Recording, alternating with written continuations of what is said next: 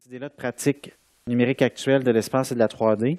Ça a aussi un lien vers le workshop qui va être donné en octobre à Sherbrooke sur plutôt le côté pratique de la chose. Donc, travailler les formes, la géographie, les espaces avec le numérique. Donc, en fait, parce que c'est spécifique, ça me tente de commencer avec tout de suite un feedback. Donc, j'aimerais peut-être juste ça savoir. Petit rappel, oui, merci, c'est bon ça. Savoir, vous pouvez peut-être vous présenter votre nom, si vous avez un intérêt particulier avec ce truc-là, des formes ou de la 3D, la géographie, tout ça, qu'est-ce qui vous intéresse ou vous allume là-dedans? Et peut-être aussi un petit mot sur votre background, ça peut être utile pour qu'on se situe. Je peux me présenter parce que je vois que je crois qu'on a un nouveau participant à Montréal qui n'était pas là aux autres séances, si je ne me trompe pas. Donc, moi, je suis Christiane du Conseil régional de la culture de l'Estrie qui a organisé ces formations-là en collaboration avec Sporobol. Moi, par rapport à la 3D, je n'ai pas d'expérience, mais je veux juste tout savoir. Fait qu'en dehors du fait que je suis ici pour le travail, je serai là de toute façon. Là. Parfait, merci. Allô, moi c'est Mathieu Rochelot, je suis au ministère de la Culture, je m'occupe du plan culturel numérique. Fait que je suis là pour l'ensemble des formations. Mais la 3D, ça m'intéresse parce que dans une autre vie, je faisais un doctorat sur l'utilisation de la 3D en sciences historiques, fait que je suis intéressé à savoir un peu ce que c'est tu vas bon, ça va être notre référence. Tu vas l'être. Merci. Bernard Langlois, je suis musicien, compositeur, ingénieur de son. C'est sûr que moi, c'est surtout le son, mais la spatialisation du son m'a toujours très intéressé.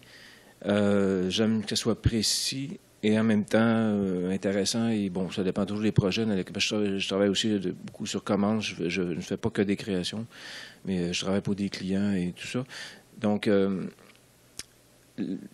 pour l'espace et la 3D, pour moi, c'est parfois de m'insérer dans des projets par exemple, qui ont recours à une spatialisation quelconque, puis en même temps pour m'ouvrir l'esprit à tout ça pour une nouvelle possibilité. Juste, j'en profite, là. On met souvent 3D comme un raccourci, là, mais c'est vraiment plus l'idée là, de comment on vit aussi les espaces. C'est pas juste le côté technique 3D là, qu'on va aborder aujourd'hui. Juste pour clarifier, des fois, on utilise le mot comme un mot valise, là, mais dans notre cas aujourd'hui, si vous n'avez pas d'intérêt sur la modélisation 3D très précise, je veux dire en termes de logiciel, c'est pas grave parce qu'on va explorer plutôt les résonances que ça a. Merci. Oui. Régine Neumann. Je m'intéresse beaucoup au 3D. Je suis sculpteur, sculptrice et j'ai un peu fait des expériences avec le scan 3D, transformation de matériel, traduction de matériel. Excellent. On va pas mal toucher à ces idées-là aussi. Parce que ce qui sous-entend, tout ça, un peu, c'était l'intérêt entre le lien entre le 3D virtuel puis le 3D physique. Donc, même le côté sculpture, moi, je peux dire que nos formations ont été pratiquement pensées aussi pour ça. S'il y avait des artistes qui travaillent en sculpture ou en fabrication, c'est proche de ces intérêts-là, donc je pense que ça va être cool. Oui. Et moi, c'est Hugo Chavary. Je suis chargé de projet ici au Petit Bonheur de Saint-Camille. Des projets donc pour développer en particulier la technologie scénique qu'on utilise aujourd'hui même pour la formation. Mais ma raison de ma présence à la formation, c'est vraiment d'apprendre parce que je suis très, très néophyte en matière de numérique. C'est bon, voilà. Cool. Bien, merci. On peut peut-être en profiter pour passer la balle à Montréal. Puis comme ça, on va savoir si on vous entend. Merci. Allô? Salut. Hey, wow, on entend vraiment bien. Je suis très content. Super. C'est comme si j'y étais. Alors, moi, je suis Mireille Tellier. Je suis metteur en scène. Donc, le rapport à l'art 3D, en fait, mon rôle, c'est sculpter l'espace. Donc, je vais peut-être apprendre quelque chose. Et j'aime l'intégration des nouvelles technologies dans mes mises en scène. Donc, voilà, c'est quoi je suis. Excellent. Je pense que le côté scénographie et tout ça, nous, on l'avait aussi en tête quand on a comme formulé les idées, sans nécessairement que ce soit explicitement lié à ça. Nous, c'était l'idée d'explorer.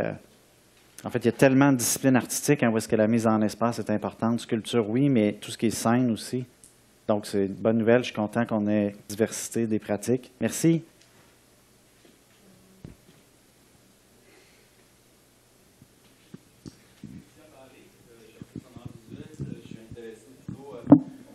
Le déploiement sur l'espace public de la dimension numérique et 3D. Excellent.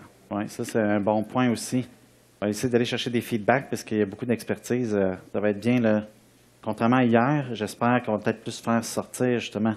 L'espace public, c'est bon, ça. Moi, je vais en entendre parler plus tard. Oui? Bonjour, Richard Bélanger, directeur du service technique de l'École nationale de théâtre. C'est vraiment, en fait, l'aspect 3D avec la 2D, en fait, la dimensionnalité de la scène qui est très intéressant. C'est aussi l'aspect numérique qu'on peut intégrer à cette pratique-là, donc vraiment directement, et puis voir aller, n'est-ce pas, la station scénique et peut-être développer ces choses-là avec la tridimensionnalité de tout le festival. Excellent. Voilà. Super, merci beaucoup. Donc, si je comprends bien, vous, à Montréal, vous n'étiez pas là hier. Il y a quelqu'un d'autre de caché? Qu'on ne voit pas?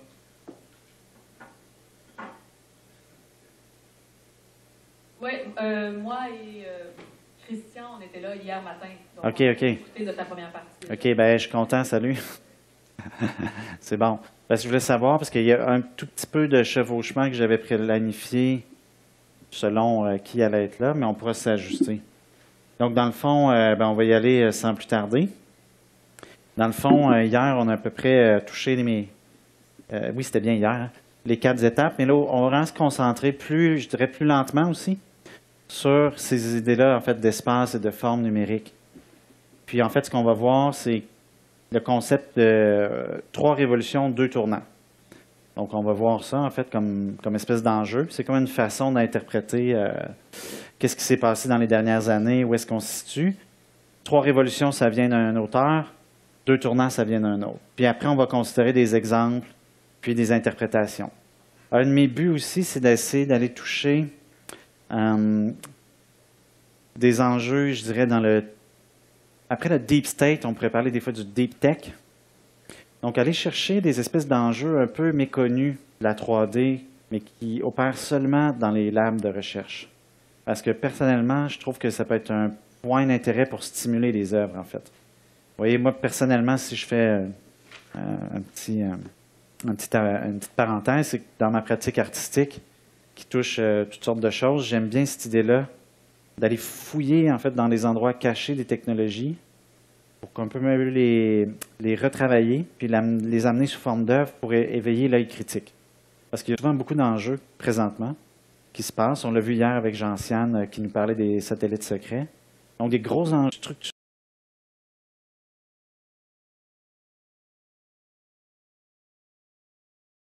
pour les sociétés et les cultures, mais qui sont très, très peu abordés, disons, dans l'espace citoyen.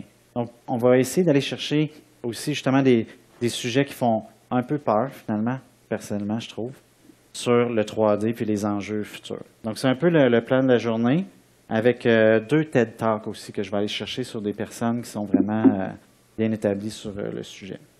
Donc, ça, c'est un peu des emprunts d'hier, mais je vais être obligé quand même de récapituler très rapidement. Hein. Moi, mon point, c'est que le numérique, c'était des chiffres. Donc, aujourd'hui, on va se poser la question de comment on décrit des espaces avec des chiffres, dans le fond. Comment ça se fait, comment ça opère, puis tout ça. Donc, ça, on en a parlé hier, hein, base 10 versus base binaire. Je pense que ça ne vaut pas la peine de revenir là-dessus. Donc, je vais vous épargner les détails. C'était l'idée qu'on pouvait tout représenter par des nombres. Hein, c'est l'essence même du numérique. La simplification des calculs et tout ça, je pense que je vais vous l'épargner. On a abordé la numérisation, donc comment les quantités analogiques ou physiques étaient converties. Aujourd'hui, les quantités physiques, c'est ma main, l'espace ici, en fait, ma distance à la poutre. Donc, c'est ces quantités-là qu'on veut comme numériser ou amener dans l'ordinateur. Donc, encore une fois, la transduction a son rôle à jouer. Hein. Transduction, c'était pour amener une quantité physique vers une autre avant de la pousser vers la numérisation. Mais là, dans le cas de la 3D, c'est un peu différent. Donc, quand on avait abordé de comment tout peut être numérique, on avait parlé de la photo, des récapitulatifs étant donné que tout le monde était là. Puis, en fait, on avait parlé très peu, mais de distance. Mais là, on commence à parler plus justement de sujets qui nous concernent. Donc, le but ultime, dans le fond, des espaces 3D et du numérique, c'est justement cette idée-là de transformer des distances ou des points en données numériques. Donc, l'item le plus simple qui nous permet de convertir une donnée spatiale en numérique, c'est le capteur, par exemple, ici, justement infrarouge, qui nous donne un voltage proportionnel à une distance par rapport à ce qu'il lui fait face. Puis ça, c'est converti en fait en numérique après. Mais ce n'est pas un scanner 3D, ça nous donne juste une distance. Mais j'ai fait exprès, c'est comme l'élément, l'unité de base en fait, comme vraiment le point de départ. On a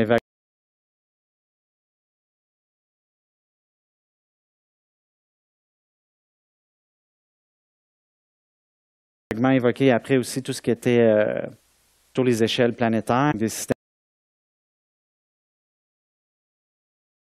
numériques de description de coordonnées sur la Terre. Donc, encore une fois, même si c'est des chiffres en base 10, derrière les chiffres en base 10, on a toujours des représentations binaires. Mais en gros, c'est un peu comme les deux échelles, distance locale avec des capteurs très minimales ou échelle globale au niveau terrestre. Ça, je l'avais évoqué hier. Quand on veut décrire des formes, il y a différents types de façons d'y arriver. On a des équations analytiques comme ça qui nous donnent, dans le cas d'une sphère ici, une description parfaite de ce que c'est une sphère. En pratique, ce qu'on va surtout trouver, ça va être des descriptions comme celle-ci. Donc, une sphère va être simplifiée ou résumée par une grille, en fait. Une grille de points avec une certaine densité. Donc, ça, c'est le fonctionnement par vertex ou par voxel, où est-ce que là, encore une fois, c'était l'idée de dire qu'on découpe un volume en grilles, puis chaque voxel, qui est un petit cube, va être on ou off. Donc, c'est vraiment une approche sculpture presque. Donc, on est absence ou présence de matière dans une grille. Là, on va commencer à aller vers du nouveau. Ce qui est intéressant avec le numérique, c'est aussi le seuil de perception. Ça, c'est assez grossier. Ici, c'est comme l'idéal parfait d'une sphère. Grossier, encore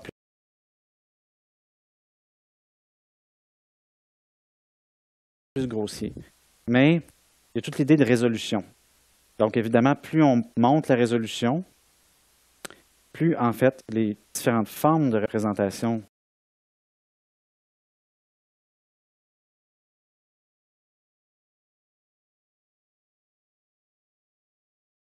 des formes, bon, c'était un mauvais assemblage de mots, les différents types de représentation des formes 3D finissent, du moins pour l'œil, par converger. Donc, vous voyez, si je m'amuse ici, tout ce que je fais, c'est que, si vous voyez, je divise par 2, en fait, comme la grille. Donc, à droite, vous voyez, je ne dirais pas que j'en ai 2 fois plus, mais les cubes sont 2 fois plus petits en termes de dimension sur les côtés et tout ça. Encore une fois 2, fois 2, fois 2. Puis, ultimement, j'arrive à quelque chose qui est presque pareil. Pourtant, si je fais un zoom, en fait, dans le cas du voxel, je reste avec cette grille-là, en fait, de pixelisation spatiale ou de voxelisation, si on voudrait. Donc, c'est vraiment l'idée de dire matière ou absence de matière dans une grille. Pour faire une parenthèse, dans ce cas-là simple ici, c'est vraiment absence ou présence de matière sur un point ou dans un cube. Mais avec les nouvelles technologies de 3D, tout ça, on va voir que maintenant, ça peut aller même plus loin. On peut dire que ça va être, pardon, ce petit cube-là fait de plastique, mais le petit cube à côté fait de caoutchouc. Parce que maintenant, on commence à être capable d'avoir par voxel des propriétés mécaniques qui vont changer, dans le cas de l'impression, par exemple. Donc ça, c'est une espèce de perspective générale, en fait, sur la représentation des choses. Donc, si on est plus en détail, là, en fait, ça, c'est comme la partie géométrie geek, là. On va avoir, encore une fois, des trucs qui viennent des mathématiques plus classiques. Là, on a une équation, la même que celle que je montrais tout à l'heure. Ça, c'est très vieux, mais c'est une description qui est parfaite. On appelle ça aussi, des fois, une description paramétrique d'une forme. Parce que plutôt que d'avoir une grille qui nous donne des points, c'est qu'on a une expression avec très peu de paramètres qui nous permet de représenter la chose. Si on fait une analogie, là, ceux qui ont déjà peut-être fait du Photoshop ou Illustrator ou de l'image, en fait, ça, c'est une forme de représentation vectorielle, parce qu'il n'y a pas la question de résolution. Parce que dans le fond, j'ai l'équation magique, entre guillemets, pour laquelle je peux trouver toutes mes coordonnées, une infinité de coordonnées dans l'espace, en fait. Alors que dans le cas ici de la représentation par vertex, donc sur l'image du milieu, j'ai une grille avec un certain nombre fini de points qui représentent la forme. Typiquement, si j'ouvre le fichier avec un éditeur texte, ça ressemble à ça. Là, le but, ce n'est pas de le faire dans votre vie de tous les jours, c'est plus de montrer les différences de paradigme. La façon que ça marche, c'est que j'ai des colonnes, un truc qui s'appelle numéro, qui est simplement le numéro du vertex dans l'assemblage, la coordonnée X, Y et Z. Puis en fait, j'ai un paquet de positions de points comme ça ici. Puis à la toute fin, pour ce qui concerne les faces ou les arêtes, j'ai des instructions de connexion comme connect 1 à 2. Donc ça va créer une barre entre les 2 points. Donc ça, c'est répété un paquet de fois. C'est répété aussi pour les faces. Donc, la face numéro 128 est constituée, par exemple, de 4 points. Alors qu'à droite, justement, la représentation va plutôt être comme ça. Pas juste la représentation, mais le fichier derrière la représentation. Donc, je vais avoir des coordonnées X, Y, Z de chacun de mes voxels, là, qui sont comme une grille régulière. Puis, je vais avoir une indication sur la densité de la matière ou du vide. Donc, ça pourrait être, par exemple, on-off. On voulant dire point qui est plein versus off, point qui est vide. Donc là, l'idée, c'est que j'essaie un peu comme hier, de faire un hybride entre détails techniques, technologiques, mais aussi c'est quoi le sens de la chose. Donc là, vraiment ici, c'est carrément un peu une leçon d'histoire.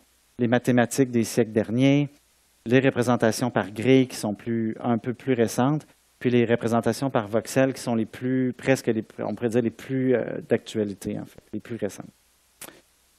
C'est bon? Ça paraît assez clair? OK. Ce qui est intéressant aussi, c'est que ça, je pense qu'on est plus habitué avec ça. Ces genres de trucs-là, on va voir la conséquence de ces technologies-là dans les films d'animation, dans le travail de modélisation, de sculpture, les 1%. La plupart des gens qui font des 1% vont faire leur modèle en premier, modèle 3D, avant que ça devienne une œuvre publique. Mais, moi, ce que je trouve intéressant aussi, c'est qu'il y a d'autres sujets dont on parle moins, en fait, souvent, par rapport à la 3D, c'est quand on tombe dans l'échelle géographique. Puis ça, c'est assez fascinant. Je ne sais pas s'il y a quelqu'un qui s'est déjà posé la question toute simple de comment une carte est représentée dans un ordinateur. Comment ça fonctionne? Pas juste comment ça fonctionne au niveau de trouver le parcours, mais comment c'est décrit, comment c'est représenté. Puis si on fait des recherches, c'est assez fascinant. En fait, moi, je suis tombé là-dessus il y a déjà quelques années en faisant des lectures. On se rend compte qu'une émergence de nouveaux langages qui sont, je dirais, pas encore complètement connus ou utilisés dans nos cultures, mais qui sont vraiment les futurs structurants, en fait, de l'échelle géographique dans le numérique. Donc, il y a aussi des nouvelles tendances vraiment intéressantes. C'est le web localisé. Ça fait partie de la même famille. Donc, je ne sais pas si vous avez déjà entendu parler du HTML, sûrement au moins une fois. Hein? Page web, c'est souvent .html pour Hypertext Markup Language. ML veut souvent dire Markup Language, donc est un langage avec du code qui met des marqueurs, en fait. Mais là, on voit des dérivés géographiques, géolocalisés du HTML. Donc, ça peut être du HTML tagué géographique. Donc, ça veut dire qu'en théorie, je pourrais dire, bon, ici, il y a une chaise très vieille. Mettons que je ne sais pas quoi. C'est pas vrai, vous avez compris, c'est une fiction. Elle est vraiment unique. Elle a été créée par le premier monsieur qui a été le premier ébéniste de Sainte-Camille. Puis elle est toujours ici. Bon, on pourrait créer une page web qui serait géoréférencée pour seul accès ici. Donc, la seule façon de voir la page web, ça va devenir ici. Donc, on voit apparaître avec ces langages-là, on va parler un peu plus, il y a une espèce d'hybride qui commence à se former entre le web puis le web que j'appelle localisé. Parce que présentement, le web, c'est comme une espèce de magma au loin et nulle part et partout. Mais de plus en plus, il va y avoir du contenu web qu'on peut seulement accéder en certains points. Donc, parmi les langages émergents vraiment fascinants, puis il y en a tout un paquet, là, il y en a un qui est le Geography Markup Language. Donc là, on peut aller voir vite fait des images, là, mais ça, c'est un exemple de ce que ça décrit. C'est pour décrire des parcelles géographiques ou des terrains. Donc là, à droite, justement, j'ai par exemple un lac, une rivière avec des puits, en fait, une échelle. Ce langage-là, c'est pas facile de le situer parce qu'il a déjà été standardisé, mais il n'est pas encore complètement absorbé. Donc, c'est vraiment un genre de hot topics en émergence. Mais ce qui est vraiment fascinant, je vais essayer d'aller chercher le lien. Je fais ça. C'est qu'en fait, c'est des langages qui commencent à apparaître pour, entre autres, gérer les transactions en lien avec la géographie dans l'espace numérique. Bon, avant, des arpenteurs, tout ça, ils ont encore leur job, on a les notaires. Oups. Oui, c'est ça que je me suis rendu compte. Hein? Bon, je vais y aller directement comme ça. J'ai fait un petit truc graphique qui fait que ça bousille un peu le truc. Bon, en tout cas, on peut aller évidemment en détail, mais si on regarde l'historique de tout ça, c'est vraiment l'idée de comment on fait pour décrire avec un langage style ML, donc Markup Language, des éléments de géographie. C'est encore une fois cette idée-là qu'il y a comme une confusion entre, pas une confusion dans le mauvais sens du terme, là, mais un hybride qui commence à apparaître en fait. Il y a toutes sortes de dérivés de ça, mais pour vous prouver à quel point c'est sérieux, c'est que je vais vous montrer le site web qui s'occupe de générer les standards, en fait, de tout ça. Puis si vous voulez vraiment développer une vision futuriste, là, allez là. C'est le OGC pour Open Geospatial Consortium. En fait, c'est un consortium, pas mal de compagnies, qui sont en train d'établir des standards très détaillés pour le numérique en relation avec le géographique. Mais bon, ça se fait dans des vases isolés. C'est des compagnies qui discutent, puis malheureusement, encore une fois, le citoyen n'est pas là. Mais il y en a tout un paquet, en fait. Vous voyez ici à droite la liste, la quantité. Ça donne un peu mal à la tête, hein? Vous voyez, il y a des services de web map, tout ce qui est géoférencement, GeoAPI. Ça veut dire API, hein, c'est appliquer une interface entre les logiciels. Donc là, c'est des nouvelles choses qui sont développées pour que les gens puissent que les développeurs de code puissent interagir avec le géographique numérique. Donc, c'est juste pour montrer le site, pas pour aller dans le détail, mais pour montrer que c'est vraiment quelque chose de très sérieux, en fait. Et que ça va structurer, en fait, notre futur géographique. Bon, je vais laisser là au cas où que ça peut être utile. Il y a d'autres choses aussi comme le... Ah, mais j'avais des liens ici. Non, le Keyhole Markup Language, qui est un peu la même chose, mais plus précis pour décrire des terrains. Puis donc, ça devient une unité numérique qui va être utilisée dans les transactions, en fait. Donc là, c'est drôle parce qu'on a vraiment comme un espèce d'équivalent numérique de nos terrains, nos propriétés qui apparaît. Il y en a un autre qui est fascinant dans la nouvelle série des Markup Language, le ARML, Augmented Reality Markup Language. Donc là, on imagine une page web, HTML, c'est du texte, des images, tout ce qu'on veut. Et là, on a comme créé ce nouveau langage-là de réalité augmentée, parce que là, plutôt que d'avoir un navigateur web, on aurait notre téléphone ou une paire de lunettes. Puis les pages web seraient encore une fois géoréférencées avec des descripteurs qui fait que quand j'arrive au petit bonheur avec mes lunettes, ben là, je vois tel hologramme de Félix Leclerc qui chante ici seulement, en fait. Mais c'est vraiment comme un web distribué avec des ancres, ancrages plutôt, peut-être, qui sont dans les fichiers web puis qui sont utilisés, en fait, pour déclencher nos appareils mobiles ou de réalité augmentée. Et qui donnent toutes les informations 3D des lieux physiques, où vont être les ancrages, versus si, mettons, je mets Félix Leclerc ici en 3D, ben, il faut aussi que je l'accroche, en fait, dans l'espace. Donc, j'ai l'information 3D des modèles qui vont être véhiculés là-dedans. Donc, c'est vraiment fascinant parce que c'est vraiment en train de se structurer, en fait. Donc, on va aller tout de détail là-dedans. Donc, c'est vraiment cette idée-là, en fait, là, du Hypertext Markup Language. Je ne sais pas si vous vous souvenez, mais au début du web, ce qui faisait que c'était vraiment fort, c'était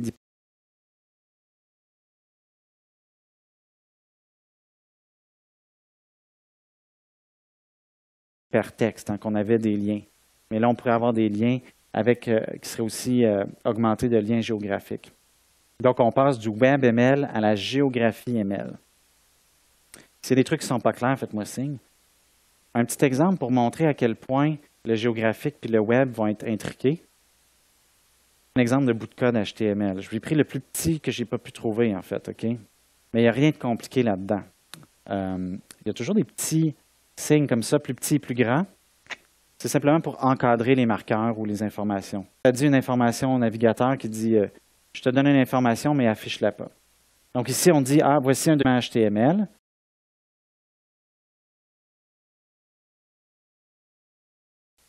Voici le document HTML qui commence. Body, ça fait simplement référence au corps du document qui est affiché. Vous voyez un slash body aussi qui ferme, si on peut dire, comme l'environnement.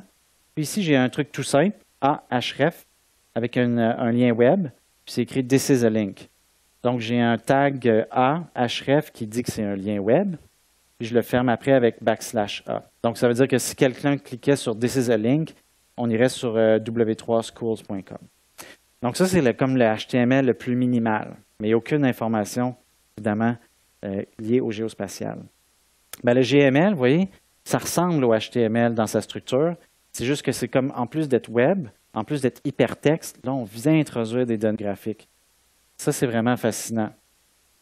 Je sais d'être fascinant en regardant un bout de code, là, mais je vais faire l'effort de vous transmettre cette fascination-là. Je fais exprès pour donner du code, parce que c'est vraiment des tout petits bouts de code. Le but, ce n'est pas de comprendre en détail, mais c'est de voir à quel point les choses sont en réalité très, très proches, finalement. Une grosse parenté. Donc, c'est la même chose. On a encore des plus petits, plus grands qui décrivent des choses. C'est juste que dans le GML, on a des choses en plus de ce qu'on trouve déjà dans la HTML. Comme vous voyez, un feature. FID, c'est pour Feature Identification, il y a un numéro. Feature Type, c'est une école. Description, a middle school. Polygon Name, donc ça dit en gros c'est une forme, un carré ou un rectangle là, ou un parallélépipède. Puis une partie CData qui donne les coordonnées en fait des points qui forment l'objet en fait. Puis vous voyez, c'est exactement la même nomenclature qu'HTML, puis même CML, s'il y en a qui connaissent ça. Mais là, ce qui est fou, c'est qu'on a ajouté des nouveaux objets dans le web qui peuvent être donc des objets 3D ou géographiques. On peut même, des fois, ici, on ne l'a pas, mais il pourrait avoir eu un truc ajouté qui aurait été un ancrage, qui aurait dit ce bout de code-là peut seulement être associé à cette vraie coordonnée physique de GPS que voici, par exemple. Donc, il y a vraiment une continuité qui commence à naître, en fait. Donc, le Geography Markup Language, de quoi ça peut avoir l'air? Bien, le petit bout de code qu'on a vu, ultimement, le truc le plus simple, comme ça pourrait être simplement un polygone comme ça, en fait. Donc, une forme, mais là, on la voit superposée à une carte, parce que le but des éléments GML, c'est de charger dans des lecteurs de cartes, en fait. Puis là, évidemment, ce qui est intéressant, c'est que ça nous amène vite à des solutions comme Google Earth. Donc, ici, j'ai un exemple. Là, vous voyez, il y a comme une carte des États-Unis avec des données. Vous voyez, il y a comme une espèce de diagramme en pointe de tarte pour chaque État. Il y a une couleur. Ça, ce sont des données qui sont, en fait, ce pas des données 3D, mais c'est comme une donnée, je ne sais pas c'est quoi, là, c'est peut-être la température, on va dire, il faudrait que je vérifie, mais qui ont été comme taguées dans l'espace. Donc, le GeoML, c'est ça que ça va permettre aussi. C'est de localiser nos données, en fait. Puis de construire des banques de données qui sont localisées, mais de façon qui sont consultables. Donc, par exemple, si vous téléchargez un fichier KML ou GML, si vous avez Google Earth, vous pouvez faire File Open, puis ça va se superposer. Puis là, ce n'est pas obligé d'être des choses vraies. Vous pourriez tout à fait faire une sculpture virtuelle ou un objet virtuel, le décrire en GML ou KML, le charger dans Google Earth, puis tout d'un coup, ça apparaît dans Google Earth à un certain endroit. Donc, il y a comme un mélange entre la donnée, le web, puis le géolocalisé. Il y a toutes sortes de pratiques qui sont comme des spin-offs de ces trucs-là, des outils de description de l'espace. Un de mes préférés, c'est lui, Clément Vallat. Je ne sais pas si vous l'avez déjà vu. Donc, c'est assez fascinant. C'est un artiste vraiment contemporain bien établi. Et en fait, simplement à partir de Google Earth, il va chercher des imperfections de Google Earth. Ça, c'est une série de cartes postales qu'il avait fait. Puis en fait, c'est des ponts qui semblent effondrés ou comme des horloges de Dali.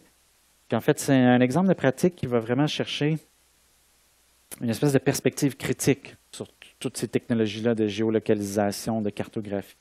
Donc, c'est assez simple, hein, son truc. C'est pour ça que c'est bon aussi. C'est que les données 3D qui viennent de Google Earth ne tiennent pas nécessairement, en tout cas du moins pas dans ces années-là, ne tiennent pas nécessairement en compte des infrastructures. C'était plus des données topographiques générales. Donc, quand Google projetait les photos satellites de données topographiques générales de montagnes ou de canyons ou de rivières, ça donnait des trucs comme ça, en fait. Il y a toute une série vraiment intéressante, à tel point qu'on va aller voir son site. J'espère que là, ça va être correct. Ah!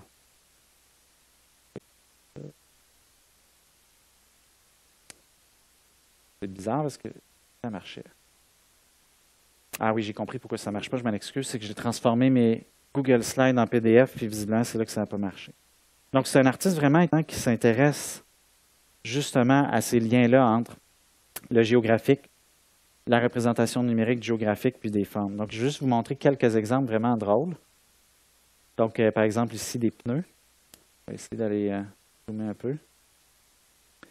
Donc, ici, des pneus qui ont été scannés en 3D, photographiés, puis déroulés dans l'espace numérique pour être réimprimés en 2D. Donc, il y a vraiment une relation entre l'objet qu'on connaît de tous les jours, sa représentation numérique, puis une position critique.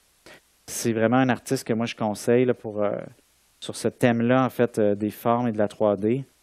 Donc, vous voyez, c'est comme des objets quotidiens, pas nécessairement, on dirait un tombeau, qui ont été scannés puis après réimprimés en 2D sur des tissus qui ont été comme replacés pour redonner les formes.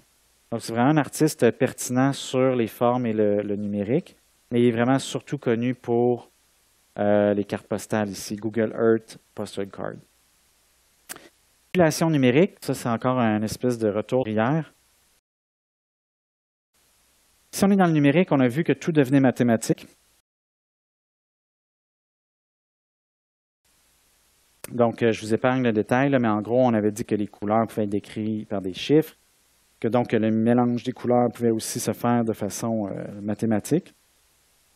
Donc, alors qu'avant, dans le temps analogique, on avait besoin de matériel, bien aussi, avec le géographique, on va avoir le même effet. Ça, je pense que c'était là, donc je ne le reprendrai pas. Hein, c'était sur les quantités de données. Mais je vais peut-être juste rappeler l'exemple de la bibliothèque d'Alexandrie, là.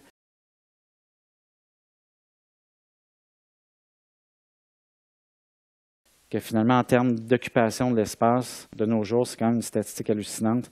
On a à peu près 320 bibliothèques d'Alexandrie par personne pour chaque humain sur Terre. Donc ça, c'était cette idée-là de densification de l'espace. Ça, je vais vous l'épargner aussi, vu qu'on l'a vu. Donc, espace et forme numérique. Si on essaie un peu plus en détail, mais toujours on va essayer de les faire sortir des enjeux derrière ça. Si on se met dans l'optique que tout est numérique puis que toute forme 3D est aussi numérique, bien, comment on la représente? Bien, toute forme 3D est typiquement représentée par un réseau de vertex ou vertices en français, edge ou arête si vous préférez en français, et de face. Donc ça, c'est la représentation la plus, disons, c'est la chose peut-être la plus simple qu'on peut imaginer comme forme, une espèce de carré déformé avec un triangle. On a des faces, des points, puis des arêtes. La façon que ça marche derrière, en coulisses, si on peut dire, si on a un cube, par exemple, ici, bien, ça va toujours être des tableaux. Donc, c'est ça qui est quand même drôle, c'est qu'on visualise des formes 3D, mais derrière tout ça, on a toujours des tableaux. Donc, on va avoir une liste de points. Vous voyez ici, liste de vertex, V0, V1 étant les numéros des points, avec des coordonnées X, Y, Z pour chaque point. Puis aussi, une liste de F pour de face qui fait le lien entre le vertice et la face, parce que c'est tout un truc de connexion. Si on avait juste des points, il n'y aurait pas de face, il n'y aurait pas d'arête, on n'aurait pas de connexion. Donc, c'est vraiment cette idée-là que c'est les appartenances, en fait, des relations entre les faces, les arêtes et les points, en fait. Donc, ça, c'est comment c'est décrit. Je vais peut-être donner un exemple illustré. Je vais utiliser un outil pour ça qui s'appelle Blender. Et je ne sais pas s'il y en a qui connaissent ça. Donc, c'est un logiciel de 3D. Le but, ce n'est pas d'apprendre le logiciel, c'est juste pour de le montrer, en fait. Donc, si j'ai un cube ici, par exemple, oui, je l'ai ici, un joli petit cube, je peux évidemment le représenter comme ça en transparence.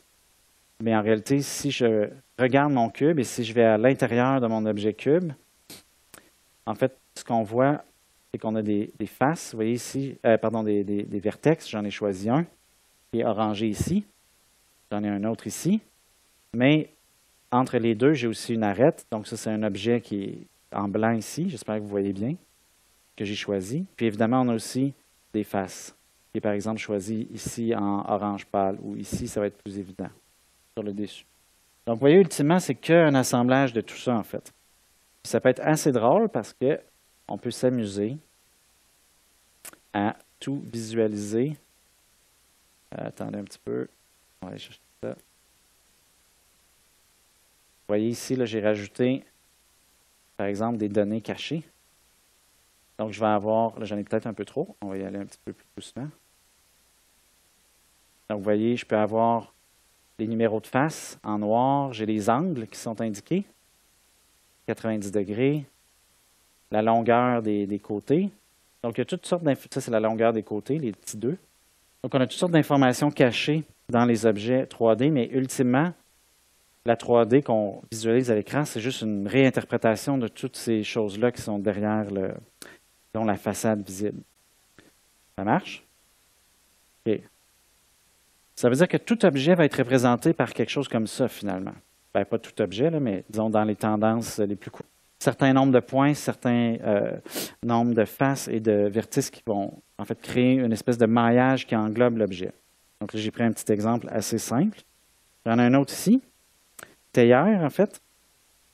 La théière est drôle parce que c'est un exemple qui est classique parce que c'est un des premiers objets qui a été représenté par des chercheurs sur ordinateur. Donc, c'est un peu devenu comme le test case. Donc, si je vais voir sur la page web, et ça ne marchera probablement pas, on va aller voir. Ah oui, je l'ai. Ben, c'est ça la théière. Je vais zoomer un peu. Donc, encore une fois, j'aime bien cette idée-là de mettre en contraste ce qu'on aperçoit des technologies, donc la théière, versus ce qui est derrière tout ça. Donc, la théière, c'est du texte, finalement, puis des nombres. J'ai 4 colonnes. V, qui me dit que ce qui est sur cette colonne-là, c'est un vertice. Une coordonnée X, Y, Z. Rien de plus. Encore une fois, ça ne me donne que des points. Ça ne me donne pas la forme. Ça ne crée pas l'enveloppe. Si on peut dire que les faces connectent les points, c'est comme le plastic wrap qui enveloppe l'objet. Mais là, ça, je ne l'ai pas juste avec les vertices. Puis, comme vous voyez, il y en a pas pire beaucoup, comme on dit. Donc, il faut vraiment aller en haut. Là, ça a changé. On est passé en face. Je vais retrouver le début. Wow, ça a changé vite. Et voilà. Donc, on a une petite pause, puis après, on passe en face. Donc, là, il nous dit connecte le vertice 2909 avec le 2921 puis le 2939. Donc, chaque face est toujours décrit par la connectivité des vertices. Donc, c'est beaucoup d'écriture, de texte, de chiffres pour une théière. Hein? Wow, il y en a beaucoup, beaucoup. Ici, j'ai les faces, les points, mais je n'aurai probablement pas la description des arêtes parce qu'on peut toujours déduire les arêtes des vertices. Pour vous montrer le contraste entre ce qui se passe under the hood ou sous le capot, là, en fait, je suis en ligne sur un site web. Il n'y a rien qui m'empêche de télécharger tout ça. Donc, on va essayer de le faire comme il faut.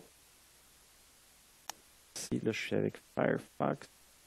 Je vais revenir sur mes diapos. Et si je fais... Oups, pardon. On va le faire comme il faut. Donc là, j'ai tout le fichier, en fait, qui est ici. Donc, je peux carrément le copier. Je vais faire exprès pour aller le mettre dans un éditeur de texte.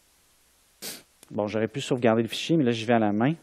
Donc, j'ai volé le texte de la page web et je vais simplement l'enregistrer sous. On va aller sur le bureau, puis je vais l'appeler teapot parce que c'est une théière. C'est .obj pour dire .objet, en fait. Petite faute. Teapot obj. Donc, c'est fait. Donc, si maintenant je viens dans Blender, qui est mon logiciel de 3D, je peux simplement importer le format OBJ. Et en principe, si je ne me suis pas trompé, ça marche. Donc, je fais exprès pour prendre des cas un peu bébêtes, mais c'est toute la simplicité d'un fichier texte qui décrit des points versus l'objet qu'on finit par être capable de voir. Mais au bout du compte, ça veut dire que le visualisateur 3D, c'est un interpréteur géant. Puis on peut même se poser la question, dans mon fichier de données, est-ce que c'est vraiment de la 3D ou c'est juste une description de 3D? En fait, c'est juste une description de 3D. Ça me prend toujours l'interpréteur. Donc, vous voyez, ça a été assez rapide. Puis si je m'amuse à voir les points, on peut vite les visualiser. Attendez un petit peu. Ouais, on les voit bien, on les voit mieux là. Donc, j'ai une série de points avec une série de faces triangulaires. Puis d'ailleurs, on l'avait vu dans le fichier que j'ai toujours 3 vertices connectés. Donc, c'est qu'un assemblage de triangles. Pourtant, si je me mets un peu au loin et que je prends une vue de caméra, puis que je m'amuse à déplacer ma caméra comme ça, vous voyez, je peux prendre l'objet puis simplement le transformer en image 2D ou en animation. Je fais juste, pas important ce que je fais, hein, c'est juste pour montrer que c'est accessible. En passant, l'outil que j'utilise est un logiciel libre. Pour clarifier. Donc, très rapidement, on a transformé donc, cette espèce d'artefact textuel numérique qu'on est allé piquer en ligne en objet 3D qu'on a visualisé. Oui. Là, en fait, dans le logiciel, il y a une lumière qui est ici, puis j'ai une caméra. Donc, l'ombre vient de la lumière virtuelle, en fait. Mais évidemment, je peux la mettre ailleurs pour un effet plus dramatique. Ah, je l'ai mal placé, j'aurais dû la mettre de l'autre côté. D'ailleurs, ça, c'est des choses pour clarifier qu'on va aborder dans l'atelier qu'on développe, qui est un peu comme la suite pratique de ce qu'on fait. Mais c'était vraiment l'idée de dire, cette idée-là de qu'est-ce qui se passe derrière le under the hood, et aussi que c'est simple. En tout cas, j'essaie de vous faire croire que c'est simple. C'est accessible, disons. Puis qu'on peut le faire avec du logiciel libre aussi. Toujours sur l'idée des formes et des espaces, ça c'était un exemple pour moi qui était important parce que c'est le premier exemple historique d'objets compliqués représentés par des maillages. On va essayer d'amener d'autres sujets, en fait, qui touchent plus peut-être aux géopolitiques ou à d'autres enjeux géographiques de l'espace. Donc, je veux parler de mobilité parce que Hein, géographie maintenant, on s'en sort pas. Maintenant, quand je parle de mobilité, je fais évidemment référence au téléphone intelligent et tout. Puis ce qu'on appelle en anglais le spatial work ou le spatial labor. Donc, tout ce qui est l'ouvrage de l'espace, il y a beaucoup de jobs que c'est ça, en fait. Camionneur, c'est un bon exemple. Livreur, en fait. Puis, il y a des textes théoriques vraiment intéressants qui essaient d'explorer ces liens-là entre le numérique puis les pratiques de l'espace. Pas juste au niveau artistique, mais au niveau même de l'emploi et tout ça. Donc, le travail spatial ou spatial labor, ça vient d'une super référence. M. Anderson, qui a écrit un article, Digital Mediation, Soft Cabs, Cabs étant taxi, and Spatial Labor, qui a été paru dans la même revue que j'ai mentionnée hier sur Digital Culture Society, une revue là, épaisse comme ça, pas d'image. Un numéro spécial sur les pratiques de la mobilité, avec une analyse plus anthropologique, sociologique de qu'est-ce qui se passe au niveau de la mobilité, de la consommation de l'espace avec le numérique. Donc, lui, ce qui est vraiment intéressant, puis là, je suis désolé, ça va être un peu hardcore, mais lui, il nous dit « The production and maintenance of urban social space has always been dependent », donc vraiment même dans une perspective historique, « and the work that involves the crossing of spatial boundaries, particularly between private and public space ». Ça, c'est vraiment important pour lui. Donc, l'exerreur, dans le fond, c'est vraiment fascinant parce qu'il va consommer l'espace en se déplaçant, mais il va pénétrer votre espace privé quand il vient chez vous donner la pizza. Il voit les espaces privés, il circule dans l'espace public. Donc, tout ce genre de famille, de job, de travail ou de pratique, c'est ce que lui met sous le label Spatial Labor. Puis des fois, je ne sais pas pour vous, mais moi, il y a des matins, je me fais des réflexions, je me dis, coudonc, ma vie, est-ce que c'est juste de me déplacer de lieu en lieu puis de déplacer des objets? Il faut que j'aille travailler. Je vais avec ma voiture, avec mon essence. Bon, OK, je consomme de l'essence, je consomme de la voiture. Il faut que je vienne à Sainte-Camille, il faut que j'amène mon ordi. Après, il faut que j'aille porter une boîte là-bas. Bon, je ne fais pas juste ça de ma vie, mais des fois, j'ai l'impression que je passe beaucoup de temps de ma journée à faire une espèce de travail spatial. Donc, la définition qu'il nous donne pour le spatial labor, c'est dans les exemples, delivery workers, donc les livreurs, les conducteurs de taxi, les travailleurs journaliers, home care providers aussi qui vont aller chez les gens, donc ils vont traverser la frontière du public et du privé. Donc pour lui, justement, c'est tout ce qui est boundary crossers. They all perform spatial labor in moving between and connecting spaces physically, mais pas juste physiquement, mais aussi du point de vue expérientiel, avec le contact avec les gens et tout ça, et aussi par la représentation. Ça, on pourrait en parler plus longtemps, là, mais je pense que ça va aller un petit peu plus tard, parce que c'est peut-être trop de détails sur la représentation des espaces dans le spatial labor.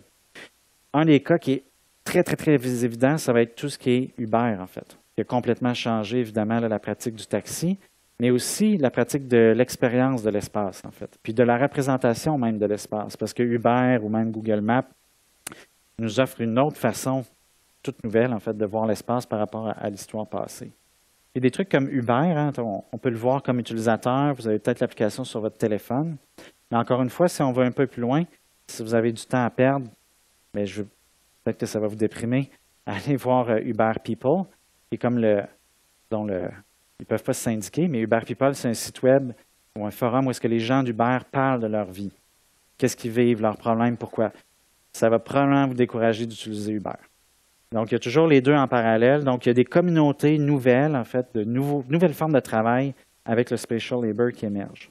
Là, si on essaie de rajouter une petite coche de compréhension, de complexité, là, vous me direz si j'ai complexifié ou clarifié les choses. Je ne sais pas si vous avez déjà vu Henri Lefebvre qui a écrit un livre dans les années 70 qui s'appelait « La production de l'espace ».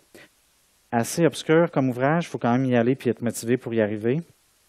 Mais ce qui est intéressant, c'est que Anderson, donc le monsieur qui parle de spatial labor, il se réappuie sur cette œuvre classique, mais il simplifie un peu. Donc, je vais me permettre de le citer. Donc, lui, il simplifie ça. « Spatial work contributes to the production and reproduction of social space and productive of three specific interrelated products. » Donc, d'après lui, le travail spatial nous amène produit. Il y a le mouvement physique des choses et des objets et des gens, the physical movement of people from place to place. Puis ça crée aussi des connexions sociales aussi, parce que si moi je suis désolé, je fais de l'anglais, du français mélangé, mais si je suis infirmier pour telle dame âgée, ben, si je vais l'avoir à chaque jour, en plus de consommer des kilomètres, ben, je fais aussi la connexion sociale qui passe par là. Il y a aussi un autre produit du travail spatial qui est l'expérience du mouvement. Donc, peut-être un petit peu plus abstraite, là. Donc, c'est vraiment la connexion des places. Dans le cas du taxi, ce que ça, par exemple, si on veut l'illustrer, c'est l'impact affectif du travail. Par exemple, c'est les émotions qui vont être engagées si on tombe sur un chauffeur de taxi qui est désagréable ou agréable. Ou l'autre exemple qui est encore peut-être plus parlant, dans l'expérience du mouvement, c'est, j'aime bien cet exemple-là, vous recevez un paquet surprise. Donc, UPS vous délivre un cadeau. Donc, ça fait partie de l'expérience du mouvement. Donc, le côté esthétique ou affectif lié au fait que quelqu'un qui a fait un travail dans l'espace pour déplacer des objets pour vous ou pour nous. Puis le dernier, qui est peut-être un petit peu encore plus abstrait, c'est l'articulation des espaces, des mouvements, puis de l'expérience avec une vision de la société et du social. Un petit peu plus insaisissable, mais en gros, d'après lui, tout ce qui est travail de l'espace va produire ces trois produits-là, en fait. Ce qui est intéressant aussi, c'est que toujours dans la même référence, il nous apporte une question au niveau des différences et des pratiques entre les espaces puis leur représentation analogique versus les numériques. Donc, l'un n'est pas plus réel que l'autre. Hein, ça, c'est souvent des préjugés, là. Le numérique, c'est comme pas réel. Dans le temps des cassettes, c'était réel. Bon, ça, on pourrait en débattre longtemps, mais en réalité, il n'y en a pas un qui est plus réel ou plus naturel que l'autre. Encore une fois, ni l'analogique ni le numérique, il n'y en a pas un qui est plus physique que l'autre. Le numérique consomme de l'énergie, on en parlait tout à l'heure avant de commencer, hein, qu'il faut brûler du charbon, de l'énergie pour garder nos données numériques. Puis au niveau des différences, il y a quand même, en fait. Mais là, c'est subtil ce qu'il nous apporte. La suggestion, c'est que la relation dans les espaces analogiques sont fondées sur la proximité et sur la connectivité. Les relations dans les espaces numériques sont fondées sur la calculabilité. L'idée de tout devient mathématique. Donc ça, c'est quand même une grosse différence. Quand on avait des cartes, il y a une espèce de proximité ou dans les pratiques, en fait, de relation, alors que quand tout devient mathématique, tout devient numérique, on peut comparer tout avec tout de façon automatique. Donc, c'est un des fondements, en fait, des différences, s'il en reste une. Puis, ça a des conséquences, en fait, tout ça. Donc, les logiques différentes de ces types d'espaces vont amener des pratiques distinctes. Donc, c'est toujours dans la même référence, là, ici. Donc, quelques exemples. Par exemple, dans le cas des villes, ici, c'est Tokyo. Je ne sais pas si vous êtes déjà allé à Tokyo, mais ou si vous avez déjà regardé une carte de Tokyo, mais c'est quelque chose. Pour nous, en plus, je pense, nord-américains, parce qu'il n'y a pas de grandes rues linéaires, puis les rues n'ont pas de nom. Donc ça, c'est déjà un peu compliqué. Donc, je fais juste une parenthèse pour distinguer, mettons, Tokyo des autres villes, puis après, l'utiliser pour illustrer le propos. Si je vais à Montréal demain matin, quelqu'un me dit « Ah, on se donne rendez-vous au, je sais pas quoi, 4000 Saint-Laurent. » Bon, OK. Je vais aller sur Saint-Laurent, après je monte ou je descends jusqu'à ce que j'arrive à 4000. Une fois que je suis arrivé sur la rue, c'est facile, hein, on monte, on descend. Bien, s'il n'y a pas de nom de rue à Tokyo, c'est un petit peu plus compliqué parce qu'il y a des quartiers, en fait, puis des blocs. Puis le système nous donne le nom l'adresse va nous donner le nom du quartier, le nom du sous-quartier ou le numéro du sous-quartier, le numéro du bloc, puis après le numéro de la porte. Mais c'est un système circulaire. Donc, si je me fais donner une adresse à Tokyo, il faut d'abord que je me rende à un pâté de maison. Puis après, je cherche le numéro de porte en tournant en rond. Donc ça, c'est fascinant parce que si je suis un touriste qui arrive à Montréal, puis hey, j'ai rendez-vous à 12 000 Saint-Laurent. Puis là, je ne sais plus à Montréal où est-ce que ça commence, là, les chiffres. Mettons, j'arrive à Sherbrooke, puis c'est 50. Ça va être long à marcher hein, avant d'arriver à 12 000. Bien, à Tokyo, ce qui est fascinant, c'est qu'on arrive au bon endroit. On a juste à tourner autour du bloc pour trouver la porte. Donc déjà, la consommation d'espace et la représentation de l'espace est différente. Mais le point d'aujourd'hui, le point d'Anderson, c'est qu'avec le numérique, il y a une transition, en fait. Donc, les travailleurs spatiaux. Donc, si on était chauffeur de taxi à Tokyo, on connaissait ces petits rouages-là au niveau des adresses. On avait un système de fonctionnement pour circuler dans la ville. Puis aussi, on avait des connaissances secrètes de la ville, des raccourcis, des endroits de trafic, tout ça. Mais avec le numérique, ça change. Puis Uber, c'est le meilleur exemple.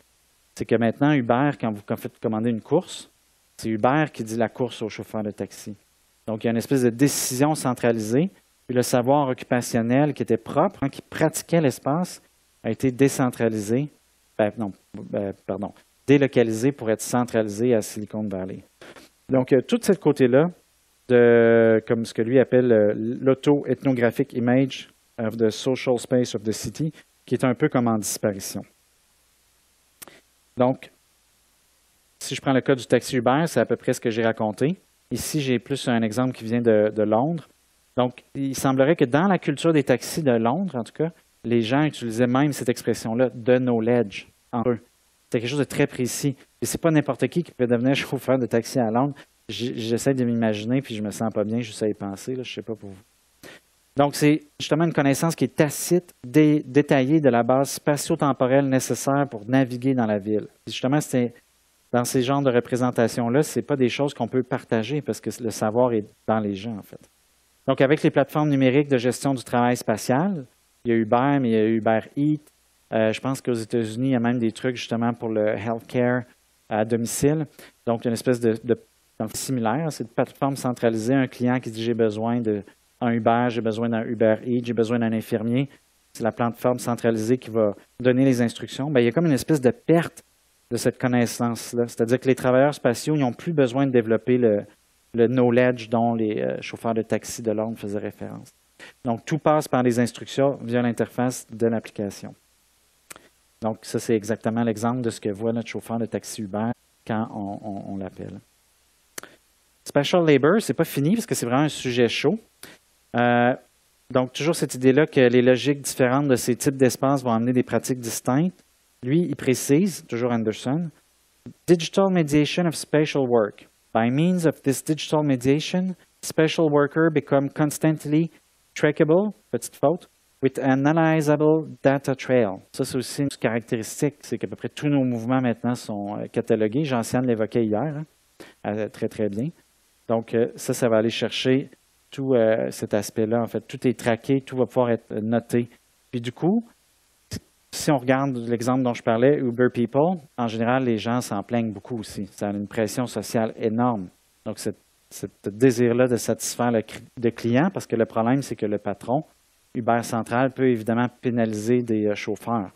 Alors que dans l'ancien temps, un chauffeur de taxi qui était peut-être un peu désagréable, il fallait quand même appeler pour se plaindre, donc ça arrivait peut-être moins souvent.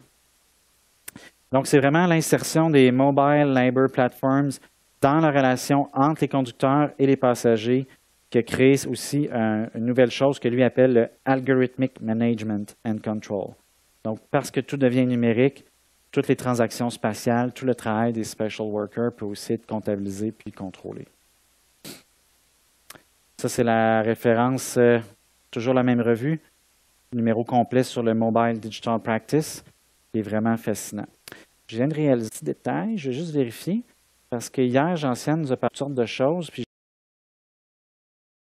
j'avais intégré les slides de Jean-Siane aux miennes.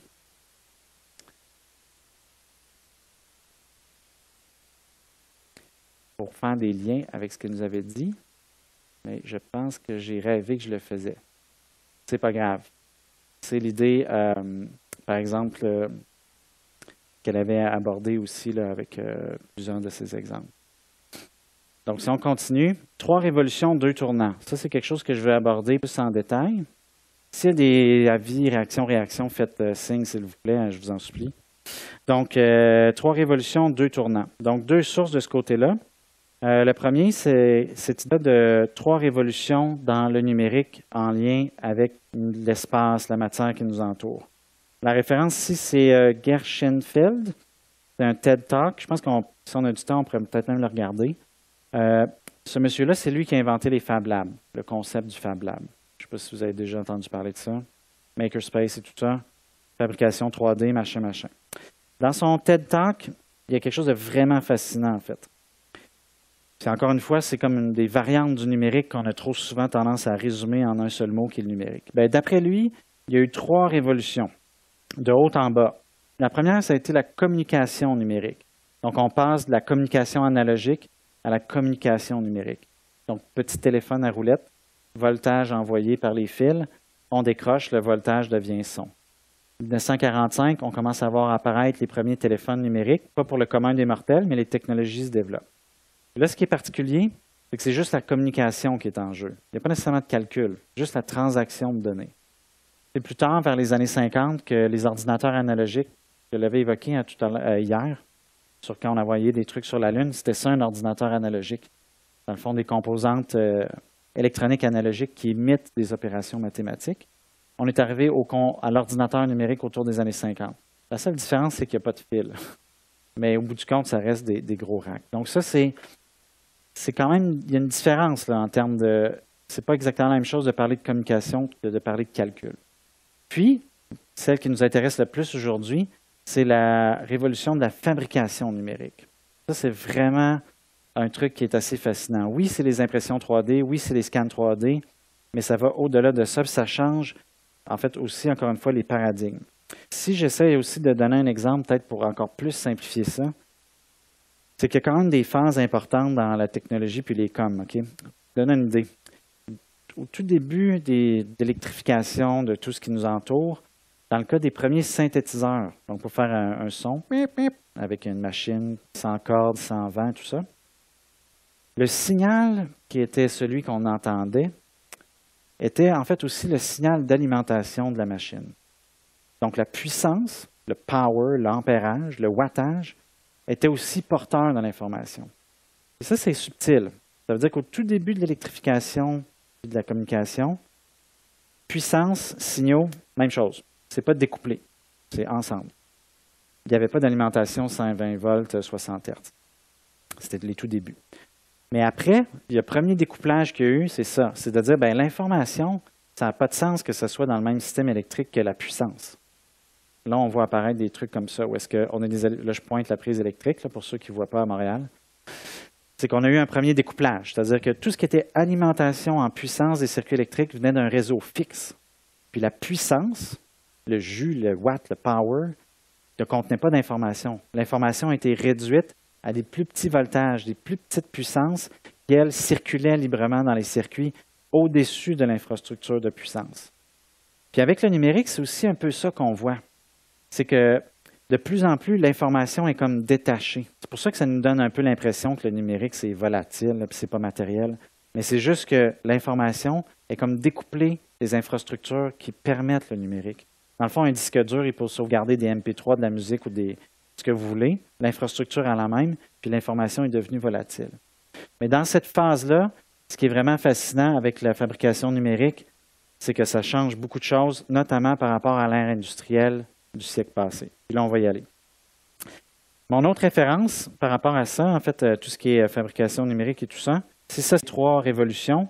Mon autre référence, c'est vraiment un livre fascinant qui s'appelle, est-ce que j'ai le titre? Ah oui, il est là. The Second Digital Turn au MIT Press, ça vient de sortir. Puis, il distingue cette idée-là que dans l'ère numérique, mettons, des années 80 jusqu'à nos jours, il y a eu deux tournants avec des sens très différents pour les designers, les architectes, les sculpteurs, ceux qui travaillent avec les formes. Donc, qu'est-ce que ça, c'est notre référence, mais en gros, ce que je vais essayer d'illustrer, c'est cette idée-là que dans les années 90, c'est plutôt l'idée de ce que lui a appelé le freeform, jusqu'aux années, mettons, 2010, présentement, on va dire, qui est plus une histoire de form finding. Bon, là, c'est comme deux concepts différents. On va prendre plus de temps pour les détailler. Mais pour moi aussi, ça, c'est un exemple que ça vaut la peine de prendre du temps de préciser qu'est-ce qu'on entend par numérique, parce qu'il y a même une histoire du numérique avec des changements.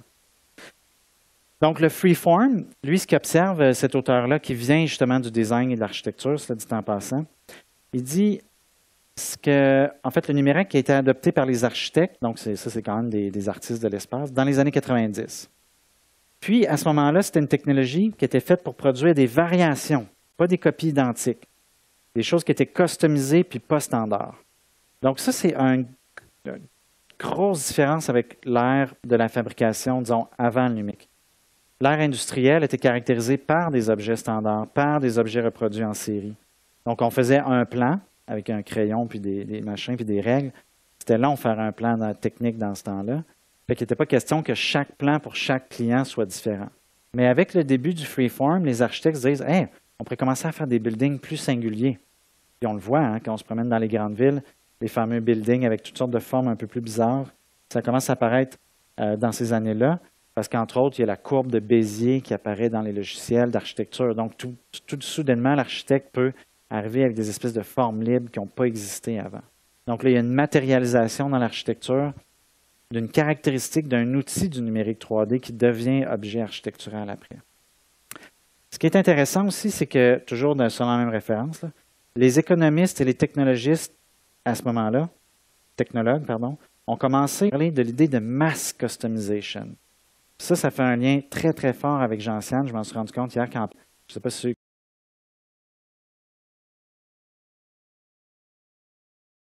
qui étaient là, quand on parlait du post-humanisme. Tout le monde peut un peu comme définir son identité. Il y a une espèce de customisation de masse qui suit, disons, l'ambiance culturelle du numérique, mais là, on va juste se concentrer dans le cas de la fabrication. Mais il y a un lien avec ce que Jean-Siane disait sur la vague humanisme, puis après post-humaniste. Donc, les gens ont commencé à imaginer ça dans les années 80. Mais à ce moment-là, les discussions étaient surtout liées sur l'idée de différencier des produits. Donc, j'ai une tasse à café, moi la mienne est ronde, toi la tienne est carrée. Puis là, on commence à faire de la mass customisation. Mais c'était toujours aussi focusé sur le small batch production, donc produit de niche. Je me suis fait imprimer en 3D une tasse avec, c'est la tête de je ne sais pas quoi, là, d'un gobelin dans tel film, je ne sais pas. Mais toujours small scale, unique.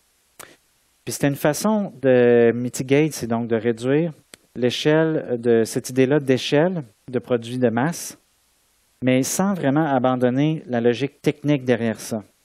Donc, ce qu'ils veulent dire ici, là, c'est qu'à ce moment-là, donc années 90, là, oui, on commençait à parler de mass customisation des formes et des objets, mais pour faire du cash, si on se mettait dans la logique capitaliste, il fallait quand même toujours en faire plein de copies pour vendre. Parce que c'est là qu'on a fait un phénomène de scaling. Donc, c'était pour ces gens-là, là, je fais semblant d'utiliser leur voix, je ne suis pas nécessairement d'accord, mais il fallait faire plus de copies. Et plus on fait de copies, moins ça va être cher, donc plus il va y avoir de profit. And then, là, il y a eu le deuxième tournant du numérique, le form finding.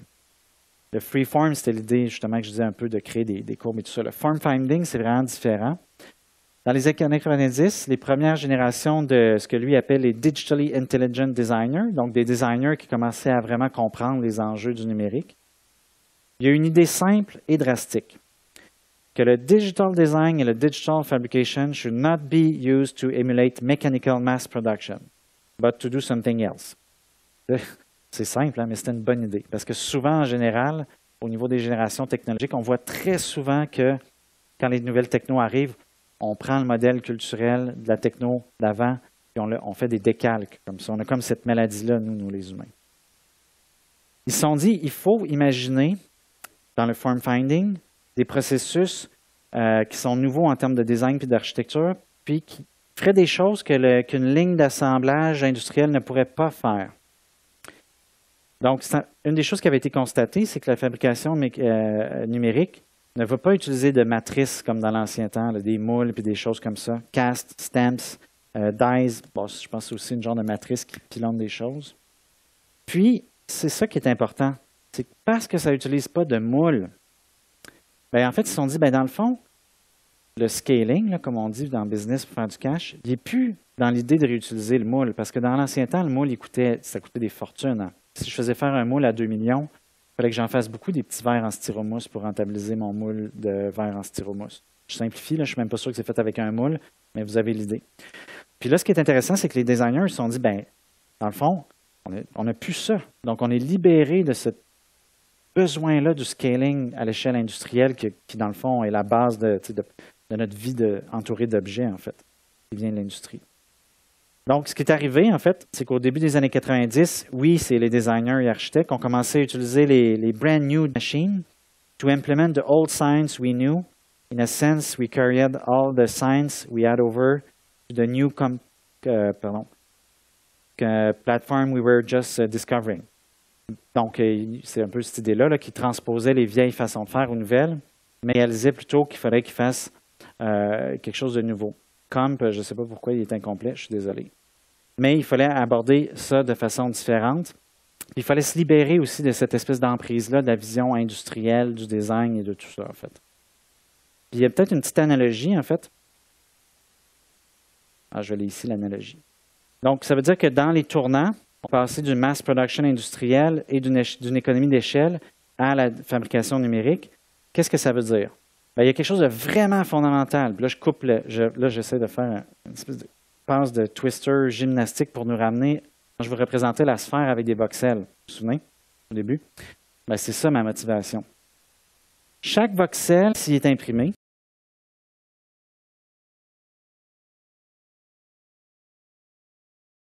en 3D, il va être imprimé individuellement.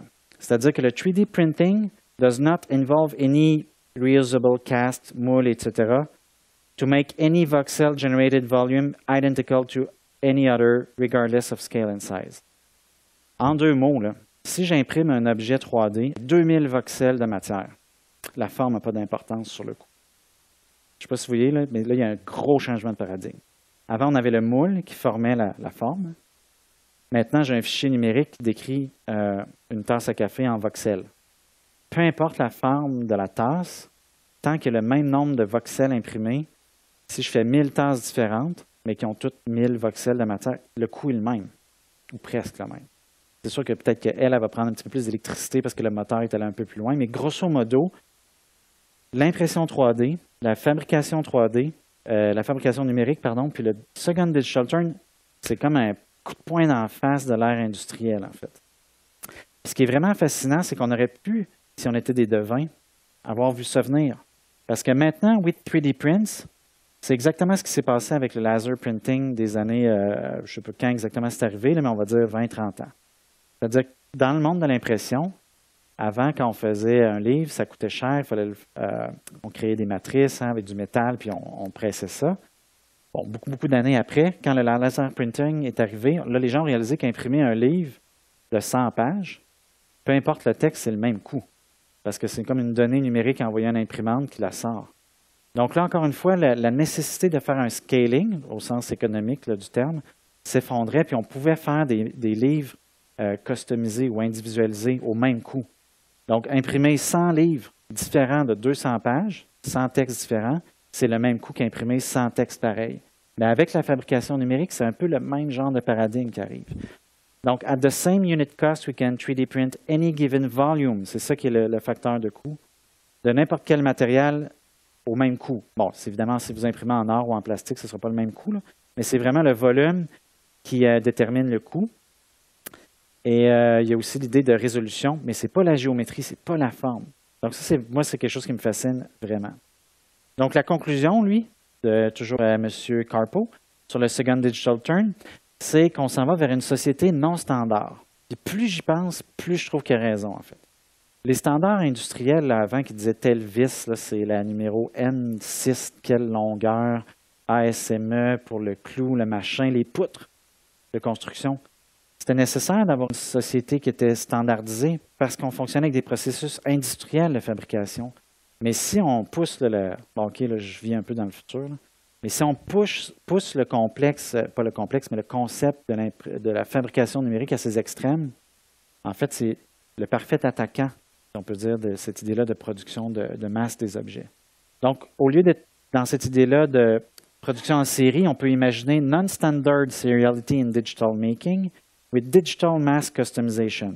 Il y a encore l'idée de masse parce que ceux qui fabriquent veulent faire de l'argent. On n'en parlera pas aujourd'hui. Mais c'est plus l'idée de customiser à des niveaux de masse. Chaque personne a un produit différent. Il y a plein d'exemples. Hein? Un des plus simples, c'est les boîtiers pour téléphone. De plus en plus, il y a cette idée-là, en fait. Mais c'est tous des objets qui pourraient être faits en impression 3D, mais il y en a de plus en plus qui sont faits comme ça. Comme ça, vous pouvez choisir votre boîtier. Moi, j'ai un exemple, une compagnie Shapeways qui fait de l'impression 3D en ligne. Puis pour développer leur marché, ils se sont dit, ça prend des applications simples pour que les gens puissent customiser ou individualiser leurs produits. Donc, ils ont fait une application en ligne. Vous allez sur SoundCloud, votre chanson préférée. Vous avez la forme de l'onde qui passe, là, le waveform. Faites snap, pause. Ça envoie ça à Shapeways, puis vous allez recevoir votre boîtier téléphone avec les ondes de votre chanson préférée. Si c'est, mettons, je ne sais pas quoi, Britney Spears. Moi, c'est ma préférée. Vous comprenez quand je dis des choses ironiques, hein? C'est bon. Je ne voudrais surtout pas perdre ma crédibilité en disant des choses comme ça. Mais c'est cette idée-là de mass customisation. Mais le coût est le même. C'est ça qui est fascinant. Si j'imprime un boîtier de téléphone avec Britney Spears gravé ou un truc de jazz expérimental très intello, c'est le même coût. Donc, on peut imaginer ça, en fait. Donc, c'est vraiment un livre que moi, je suggère fortement. Ça m'a beaucoup influencé. Puis, une des dernières remarques de l'auteur, This technology logic may also apply to some social practice. Là, il va un petit peu plus loin. Donc, on peut même imaginer que c'est un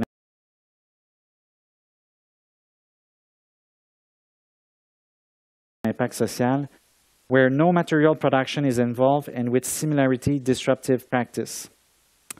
Ouais, là, il va un peu plus loin, such as price customization, adaptive transaction. Ça, il faut faire une pause là-dessus, en fait, parce que c'est trop important, même si c'est provocateur. Si on passe vraiment à une ère de digital mass customization de l'objet, ça peut aussi se refléter dans d'autres sphères qui vont au-delà de l'objet.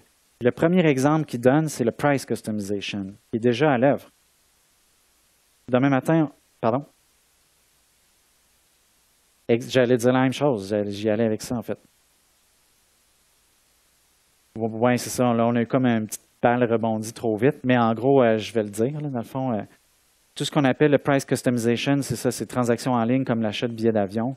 Si demain matin, on dit hey, on va tous ensemble en vacances, je ne sais pas où, à Hawaï, il n'y a personne d'entre nous qui va payer le même prix. Ça dépend du moment où est-ce qu'on est allé, ça dépend de l'ordinateur que vous utilisez. Puis de plus en plus, il y a ça, en fait. Mais ça aussi, c'est un nouvel élément social, en fait, puis économique qu'on ne connaissait pas. Puis il y a même l'idée de adaptive transaction aussi. Donc, si le site web voit que vous y allez souvent, mais que vous n'achetez pas, il va peut-être finir par baisser son prix, mais juste pour vous. Et lui, l'auteur, il va encore plus loin, en fait. Il dit que ça va peut-être même finir par... c'est un peu provoquant quand il dit ça, mais même un peu... peut-être égrener le statut des villes, et même des pays, en fait, où est-ce qu'on avait un système central de contrôle de la monnaie, de tout ça. Et là, de plus en plus, on voit la crypto-monnaie, mais qui n'est pas contrôlée par un pays. Donc, un pays sans monnaie, hein, ça peut s'effondrer. Donc, ça va être quoi les crypto-monnaies? Est-ce qu'il va y avoir des futurs pays crypto-monnaies? Mais à partir de là, il part vraiment plus loin. Mais c'est vraiment l'idée de digital mass customization qui est la chose vers laquelle je voudrais conclure par rapport à ce que lui il nous a dit. Vraiment, je ne pourrais pas assez insister sur le fait que tous devraient lire ce livre-là. Si vous êtes vraiment intéressé, le design, les formes, l'architecture, la ville, en lien avec le numérique, moi, ça m'a ouvert les yeux sur plein de choses que je n'avais pas réalisées. Histoire illustrée de la fabrication. Justement, on va essayer de recontextualiser tout ça au niveau de la fabrication numérique. Donc, on va rembobiner. Donc, la révolution industrielle, c'était la transition vers des nouveaux procédés de fabrication autour d'environ 1760 jusqu'à 1820-1840. La transition a inclus partir de la production manuelle, hein, l'artisanat, ou pas l'artisanat, mais en anglais, le craftsmanship, les métiers, en fait. J'ai comme un blanc, là, mais... Oui, c'est ça, mais il y a un autre nom en plus qu'artisanat. Métier d'art, oui, c'est ça. Ben, vraiment, l'idée de métier, ça venait de là. C'était une transition du métier, donc manuel, vers les méthodes des machines, puis aussi la manufacture chimique et de la production de l'acier. Puis aussi l'arrivée du steam power, donc tout ce qui est les machines à vapeur. Donc, c'est une petite référence juste pour appuyer. Mais ça, c'est quand même l'idée que, dans le fond, on voulait commencer à automatiser, puis aussi à faire un système de fabrication qui est reproductible. C'est ça la base de la production en série.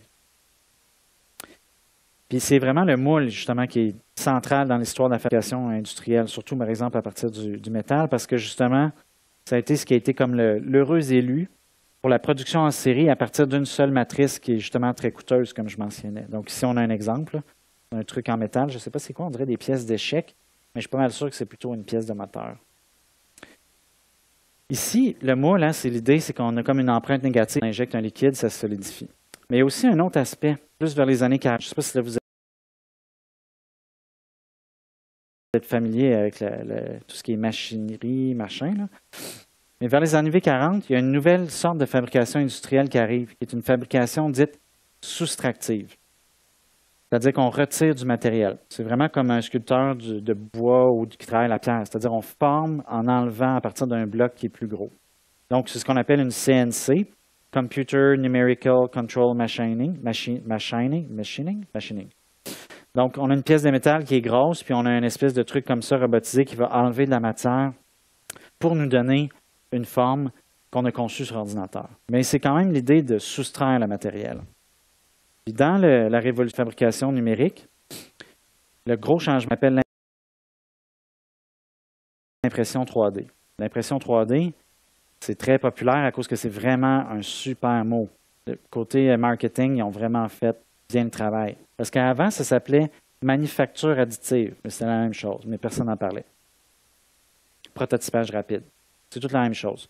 Mais il y a eu un boom à cause qu'il y a des gens qui ont dit il faut trouver un moins débile que manufacture additive, là, sinon on va mourir. Donc là, cette idée-là, la différence, c'est quand même un gros changement de paradigme, c'est qu'on ajoute de la matière pour former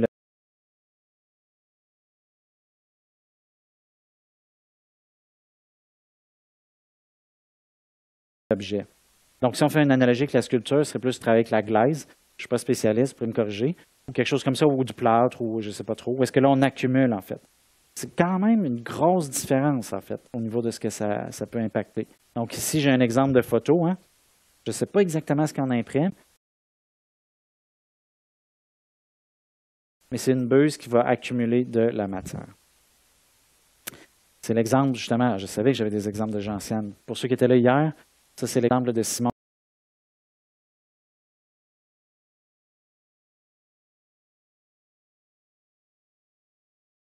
Starling, qui est vraiment bien inscrit dans une réflexion sur l'histoire des procédés de fabrication. Je m'amusais juste à faire des petits liens. Ça aussi, l'exemple que Gentiane nous a donné sur les cubes de marbre, un qui venait de Chine, qui a été taillé à la main, puis l'autre qui a été taillé par moyen informatique pour imiter l'autre. On est tout à fait dans ces sujets-là. Et là, je me reviens à cette histoire-là de pixels 2D qui deviennent voxels 3D. Donc ça, si c'est une image, hein, j'ai une grille 2D, j'ai des pixels blancs, des pixels gris, super, mais juste à transposer cette idée-là à l'idée de voxel pour arriver avec l'idée de l'absence ou de présence de matière dans un petit cube. Autre exemple de gentiane, en fait. Ça, c'est aussi une des conséquences de l'approche de la fabrication numérique ou même de la conception numérique, c'est comme je disais, le mass customization. On peut aussi faire des formes génératives maintenant plus facilement, en fait. C'est juste des parenthèses pour montrer les liens. L'artiste dont elle avait parlé aussi qui matérialisait les éponges de Menger. Au niveau des interprétations, 2h30, c'est bon, je pense qu'on va y arriver. Là, j'essaie plus de peut-être apporter une perspective culturelle ou des idées d'œuvres ou de sujets intéressants. 3D scan and 3D print. Bon, ça, tout le monde en a déjà entendu parler un peu. Ici, j'ai un exemple de ballerine qui s'est scannée puis qui s'est imprimée. Je ne sais pas si j'ai mis la photo parce que je trouvais ça bon ou si je trouvais qu'il y avait un petit côté bizarre. Un peu des deux. C'est pour ça qu'à mon avis, il faut quand même garder une perspective historique et critique face à toutes ces affaires-là, en fait. On peut vite tomber dans un leurre. Elle a l'air vraiment contente, en tout cas. Mais moi, je ne sais pas si je serais heureux d'avoir mon petit moi-même en plastique à côté de moi. Ce que je veux souligner dans cet exemple-là, c'est que, par exemple, à Sporobol, on a impression 3D, on a scanner 3D. Puis j'ai quand même été surpris de voir qu'il y a quand même un premier réflexe qui est assez courant, qui est de dire hey, c'est un photocopieur. Je vais scanner quelque chose, je vais l'imprimer. Plus j'y pense, pour moi, moins c'est intéressant. Parce que dans le fond, il me semble que si on a un scanner 3D d'objets, c'est beaucoup plus cool, en tout cas comme artiste. Puis là, je ne peux pas généraliser, mais à mon sens. C'est-à-dire, on peut comme amener les objets dans l'espace numérique pour les transformer en choses numériques qui n'ont rien à voir avec leur sens physique d'objet, puis vice-versa, je peux générer des choses numériquement qui n'ont aucun sens avec le monde physique, puis les matérialiser, plutôt que de faire l'aller-retour.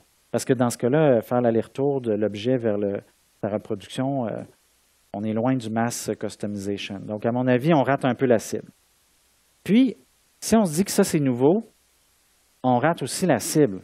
Parce que ça, c'est un brevet de 1842 sur le réplique de sculpture par M. Dexter, qui n'est sûrement pas celui qui est le personnage connu. Mais déjà, on parle de 1842 sur comment copier une statuary en anglais, donc probablement une statue ou un buste ou quelque chose comme ça. Donc, il y avait déjà l'idée toute simple de dire, j'ai une statue, j'aime créer un dispositif numérique mécanique, dans le fond, avec des vérins. Il pouvait aller placer un pointeur sur un point. Et là, il suffisait de lire les règles pour avoir la coordonnée du point 3D. Mais il fallait l'écrire dans son petit cahier. Parce que, bon, il n'y avait pas le disque dur encore. Il n'y avait pas la numérisation comme on la connaît. Mais c'était déjà du numérique. C'était une description des vertex, des edges, comme j'ai décrit. Mais il fallait l'écrire à la main. Ça devait être vraiment long. Je ne sais pas si vous imaginez écrire le teapot à la main dans votre notebook. Puis après, on avait la même machine, le même système de règles, mais avec un couteau ou avec un autre pointeur, là, c'est pas important. Mais on pouvait comme aller replacer le deuxième au même endroit, puis là, aller gruger le petit bout qu'il faut aller gruger. Donc, avec beaucoup de patience, en principe, avec ça, on pouvait répliquer les objets. Donc, ça, c'est pour un exemple pour moi de perspective historique et critique. Autre sujet vraiment intéressant, puis je suis un peu déçu que Luc, qui était là hier, n'était pas là aujourd'hui, parce que c'est un des trucs qu'il a soulevé, en fait. Puis sur la place, mettons, de la fabrication manuelle. Et ce qui est vraiment fascinant, c'est que si on va au-delà des stéréotypes, on voit qu'il va peut-être avoir un retour très fort, en fait, un retour modifié de la façon de fabriquer qui est, disons, artisanale dans le bon sens du terme. Donc là, il y a des gens qui commencent à dire, dans l'ancien temps, quand il fallait que je fasse un bol en bois, je prenais des bouts de bois toujours différents. Pas la même espèce de bois, il y a des nœuds, machin. Puis le procédé de fabrication était adaptatif. Si je tape avec mon couteau, puis j'attrape un truc dur, je vais taper plus fort ou je ne sais pas ce que je vais faire, là, j'y connais rien. Mais c'est cette idée-là d'adaptation. Avec l'ère industrielle, une des choses qui se passe, c'est que les produits, plutôt les matières premières, sont standards. Donc, si je fais un bol à partir de métal découpé, je vais prendre tel acier de tel grade à tant de %. Il faut qu'il soit toujours pareil, parce que si je mets un autre acier dans ma machine, elle va casser ou elle ne sera pas capable de le découper. Fait que là, ils disent, ce serait quand même le fun de dire, hey, on peut avoir des machines, robots, qui usinent, qui fabriquent, mais qui sont en interaction avec la matière, comme l'artisan, en fait. Donc là, ici, on a un exemple à gauche. Je mets les références en lien web. C'est souvent des artistes ou des photos.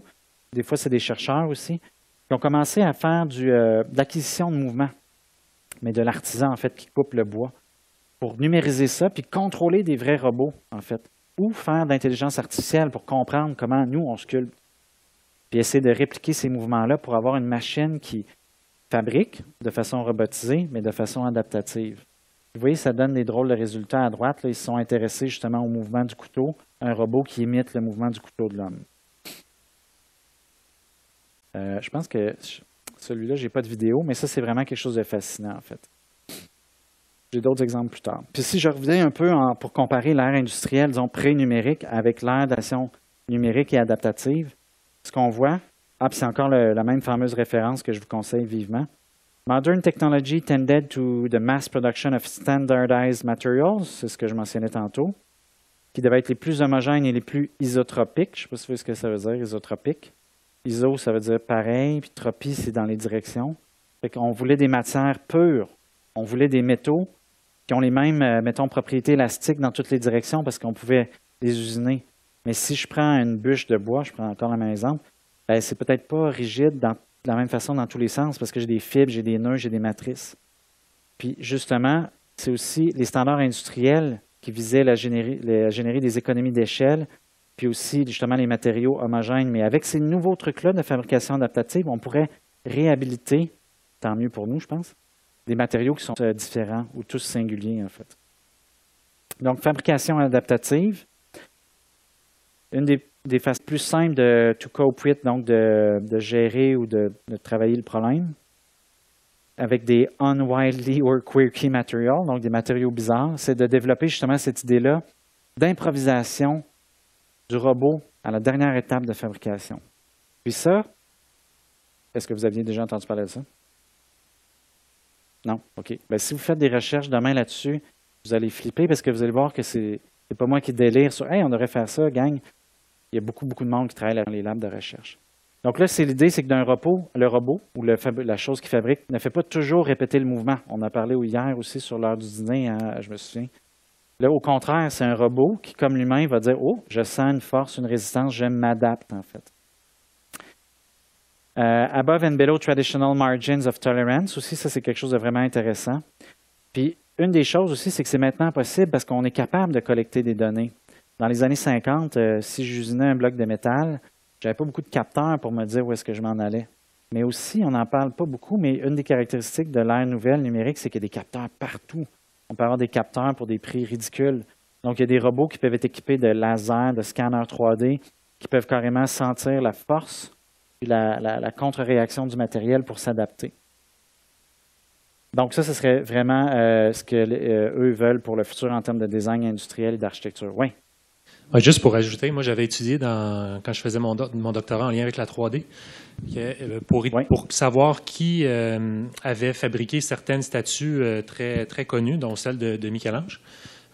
En numérisant de manière très, très, très, très pointue, il pouvait savoir que telle partie de la statue avait été faite ou réalisée par un autre sculpteur parce que Exactement. Je sais pas, moi, oui. ça coupe ou je sais pas Oui, trop. c'est ça. Sa technique était différente. Fait que je me dis qu'on pourrait même aller en essayant d'adapter aujourd'hui les robots, de dire, de reproduire le geste Tout à fait. de Michel-Ange. Ah, tout à fait. On pourrait le décoder à partir de sculptures. Mais en fait, ça ouvre plein de portes. D'ailleurs, j'aimerais ça en apprendre plus. Quand tu dis ton projet de doctorat, quoi? On pourrait en reparler. Sur la glace, le projet de doc? Ah, OK, c'était pas un sujet de glace. En tout cas, j'avais juste pas bien entendu, désolé. Donc, en effet, il y a plein de choses dans ces optiques-là, en fait. Mais dans le fond, c'est l'idée de la mass customisation aussi, puis de retrouver... Bon, là, c'est un peu un détour. J'allais presque dire retrouver le côté humain. Mais bon, de dire que ça nous prend le robot adaptatif pour retrouver le côté humain, c'est quand même... il y a comme on fait un détour pour aller voir chez le voisin. Hein. D'autres sujets qui sont vraiment bouillonnants, puis qui donnent peut-être encore plus froid dans le dos, c'est tout ce qui est 3D tracking. On a déjà entendu tout le monde parler du tracking vidéo, hein? Vous avez déjà vu des suivis. Mais là, de plus en plus, il y a les technologies de surveillance 3D, parce qu'on se rend compte que ça performe mieux que la surveillance vidéo. Par exemple, pour reconnaître le visage de quelqu'un, un modèle 3D très, très, très simple, très simplifié, très grossier, va être plus efficace qu'une photo. Donc, de plus en plus, on va avoir une espèce de doublon numérique de nos espaces 3D qui va être utilisé pour documenter les infos, mais faire de la surveillance. Puis là, je vous montre une vidéo. C'est des super vidéos de chercheurs. Fait que c'est toujours un peu bizarre hein, de regarder ça. Le style est toujours bien drôle. Donc là, c'est plus juste... Oui, c'est une caméra, mais la caméra... Ah, il y a de la musique. C'est de la musique, c'est pas intéressant. Mais c'est que c'est un tracking de caméra 2D, mais en réalité, puis j'ai choisi ce sujet-là parce que j'ai vu des conférenciers récemment sur le sujet, mais c'est qu'en réalité, ils vont chercher maintenant de plus en plus les informations 3D. Comme la ligne au sol, c'est vraiment le trajet du piéton. Ça, c'est les pourcentages de réussite des algorithmes. Donc, c'est vraiment le trajet des piétons au sol, donc sur un plan qui est comme pas le plan de la caméra, mais le vrai plan du plancher. De plus en plus, il y a des gens qui commencent à travailler, les chercheurs, on met plein de caméras de surveillance dans un endroit, donc tout ensemble peuvent être utilisées pour devenir un scanner 3D. De plus en plus, il y a même des caméras maintenant qui vont faire une auto-calibration. Donc, on les met vite fait à un endroit comme ça, tic, tic, tic, zoup, zoup, zoup. Puis, automatiquement, avec un entraînement de machine learning, donc d'intelligence artificielle, à force de regarder les piétons, ils vont finir par comprendre où est le sol, les caméras, de façon automatique. Puis de plus en plus, il y a des chercheurs qui travaillent sur cette idée-là de méta-surveillance. C'est comment on fait pour intégrer toutes les caméras vidéo pour avoir votre coordonnée 3D partout en tout temps, combiné avec votre information de téléphone. Donc, une espèce de surveillance 3D aussi qui est quand même un truc qui émerge. Ça se pourrait très bien. Je ne sais pas si c'est comme complètement implémenté partout, mais vous allez voir, je vais aller voir, ça c'est plus une référence écrite. Donc, c'est peut-être pas intéressant, c'est plus la source de mes informations. Mais il y a ça qui est très, très fort. Oui, puis ça, c'est le chercheur en question, qui est très gentil, mais qui travaille sur des sujets un peu intenses. C'est UW, c'est University of Washington, donc en génie électrique. Donc, je vais vous le montrer, mais pour moi, ça me donne des idées d'œuvre, en tout cas, ça, c'est sûr. Donc, c'est une entrevue. Est-ce que je l'ai au complet? Ah non, attendez un peu, il fallait que je clique sur le... Voilà, là, il va y avoir du son, parce que c'est vraiment une entrevue. Ah, j'arrête de cliquer au mauvais endroit. Surveillance cameras. Ouais. Je vais la remettre au début. Surveillance cameras, car cameras, cell phone cameras. They record countless hours of video, huge amounts of data. Much of it ends up on servers, never to be viewed again.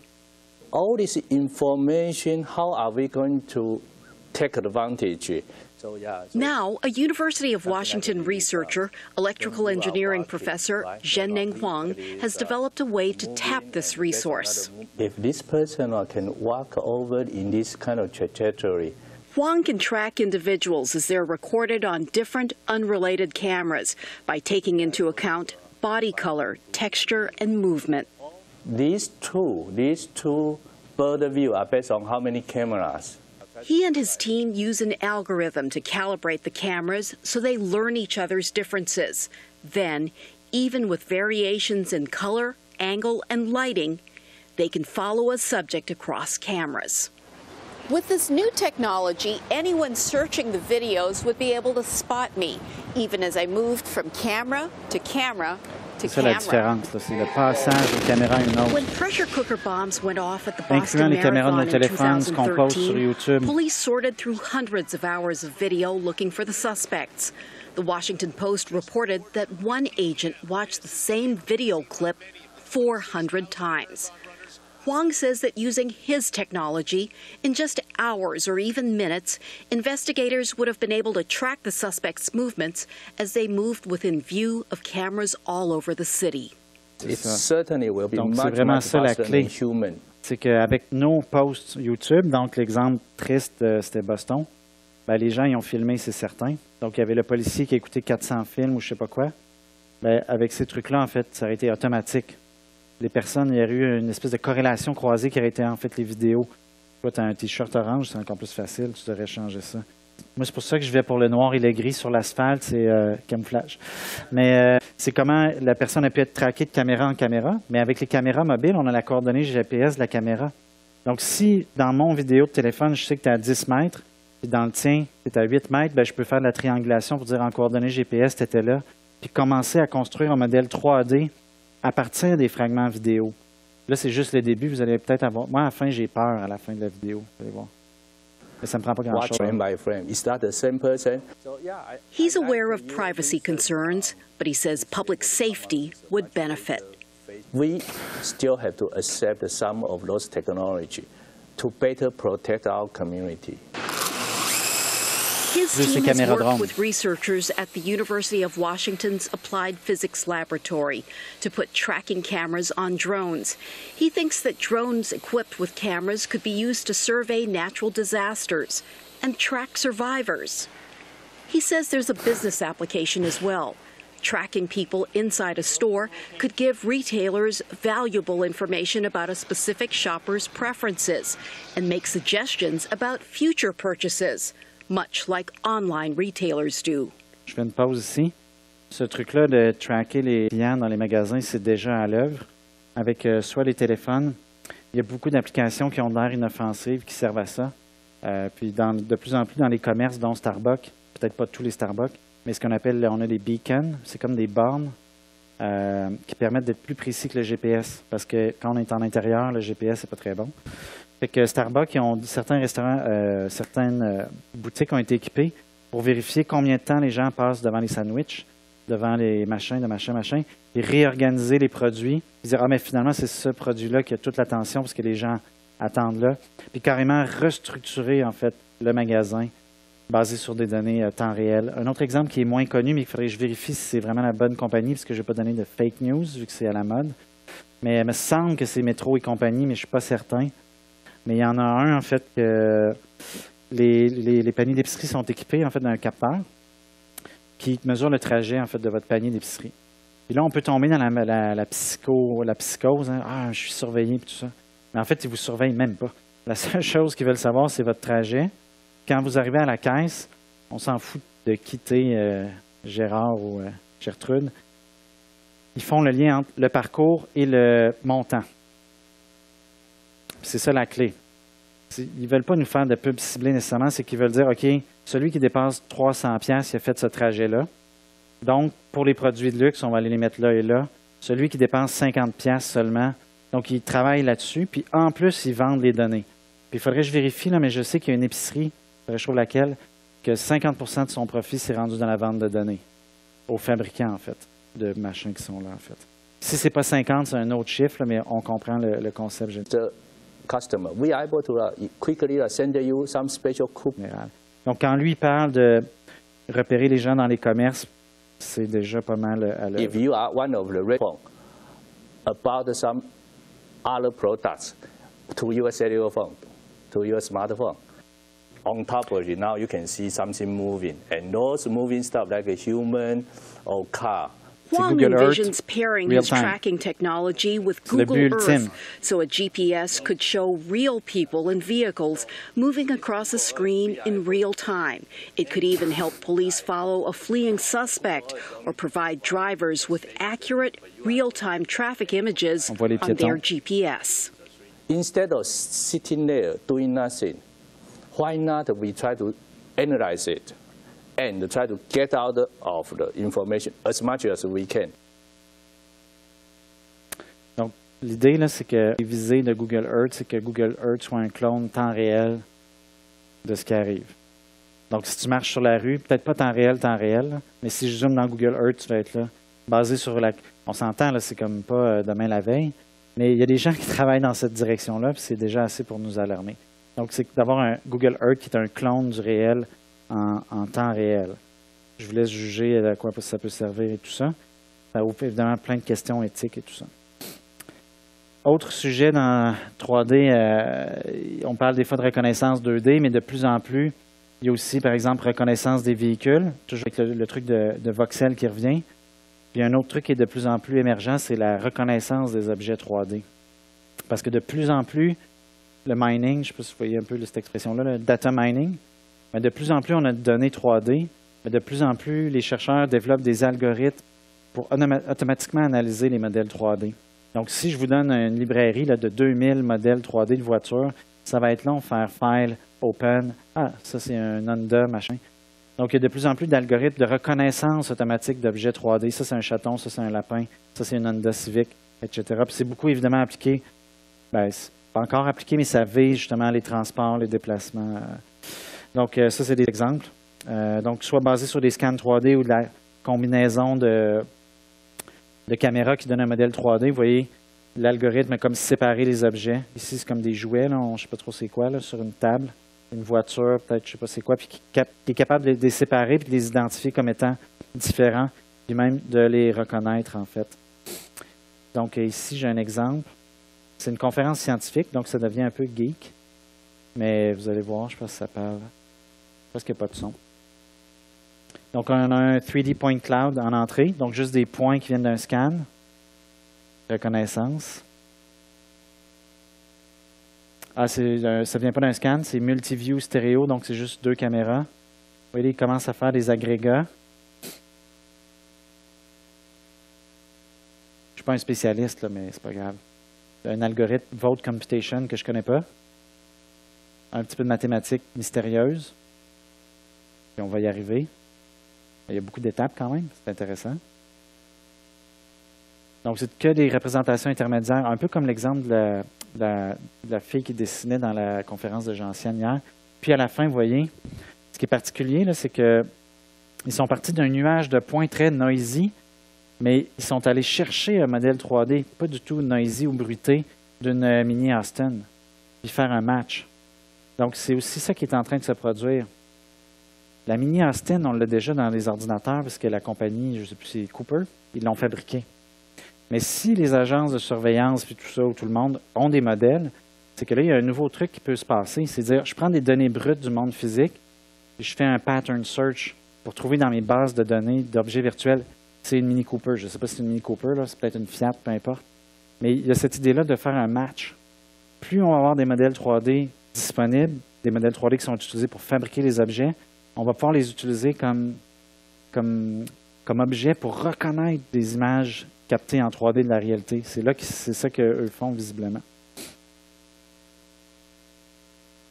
Donc, vous voyez, ce qui est fou, c'est qu'il a été capable de dire, OK, mais l'espèce de truc, les points, là, ça, c'est les données 3D qui ont été scannées. C'est très bruité en général. Il les remplace par l'objet idéal ou équivalent, en fait. Même chose pour des espèces d'objets de pièces mécaniques, vous voyez.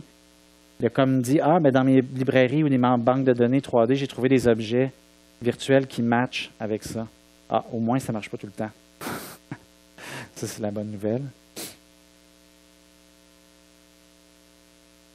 Donc, de plus en plus, il va y avoir des applications comme ça. On met des objets sur une table, puis on a des liens puis de la reconnaissance 3D des objets.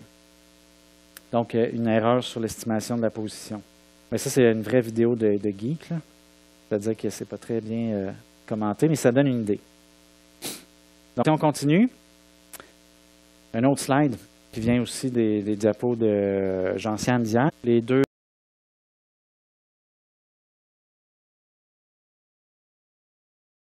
architectes ou designers là, qui travaillaient sur les mouvements, enregistrer les mouvements d'oiseaux pour les étudier.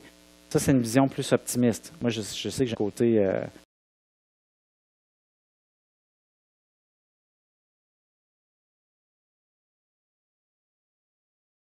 dystopique et futur. Le futur, il ne va pas très bien. Mais je voulais juste faire des liens avec ce qu'on avait vu.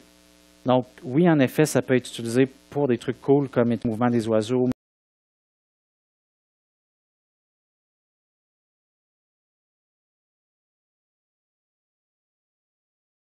Mieux les comprendre, faire de la science. Mais il y a toujours les deux côtés à tout ça, en fait. C'est aussi la diapo de Gentiane. Un autre sujet, en fait, qui est lié aussi à l'espace puis au numérique, c'est l'Internet des objets. En anglais, c'est pas exactement la même chose, mais j'aime vraiment cette expression-là. C'est le calm computing. C'est nouveau. Quelqu'un qui a déjà entendu ça? OK. Le calm computing, c'est l'idée que le numérique devient calme et invisible. En fait, il est tellement omniprésent que le rideau est numérique. Donc, c'est moins comme agressant que mon téléphone. Cette idée-là de calm computing, c'est si l'informatique était en dehors de notre champ d'attention. C'est cette idée-là, en fait. Il y a d'autres synonymes comme ubicomp pour ubiquitous computing ou le calcul omniprésent. Puis c'est lié à Internet of Things. Hein? Internet of Things, c'est d'avoir tous les objets connectés avec un peu de numérique. Donc, the Internet of Things is the network of physical device, vehicle, home, appliance, tous ces machins-là. D'après cette référence-là, hein, ça crée des opportunités pour des intégrations plus directes avec le monde physique. Donc, vraiment la fusion du numérique avec le monde physique. Donc, une espèce d'idée, en fait, que le numérique serait plus limité aux appareils qu'on appelle numériques. Donc, résultat, c'est efficiency, economic improvement et benefits. Donc, c'est aussi des choses qu'on peut critiquer aussi, là, selon de quel bord on se place sur l'échiquier politique. Mais c'est ce qui vient de là. Donc, le calcul omniprésent ou l'ubiquitous computing, c'est que si on pense à ça, il y a eu 3 phases, en fait, dans l'informatique. Il y a eu le tout début, l'époque des ordinateurs à temps partagé. Ça, moi, je pense que mon père utilisait ça, mais pas moi. C'était l'idée qu'on avait des méga gros ordinateurs dans des bases, dans des centres très spécialisés, IBM, la NASA et tout ça, qui ont plusieurs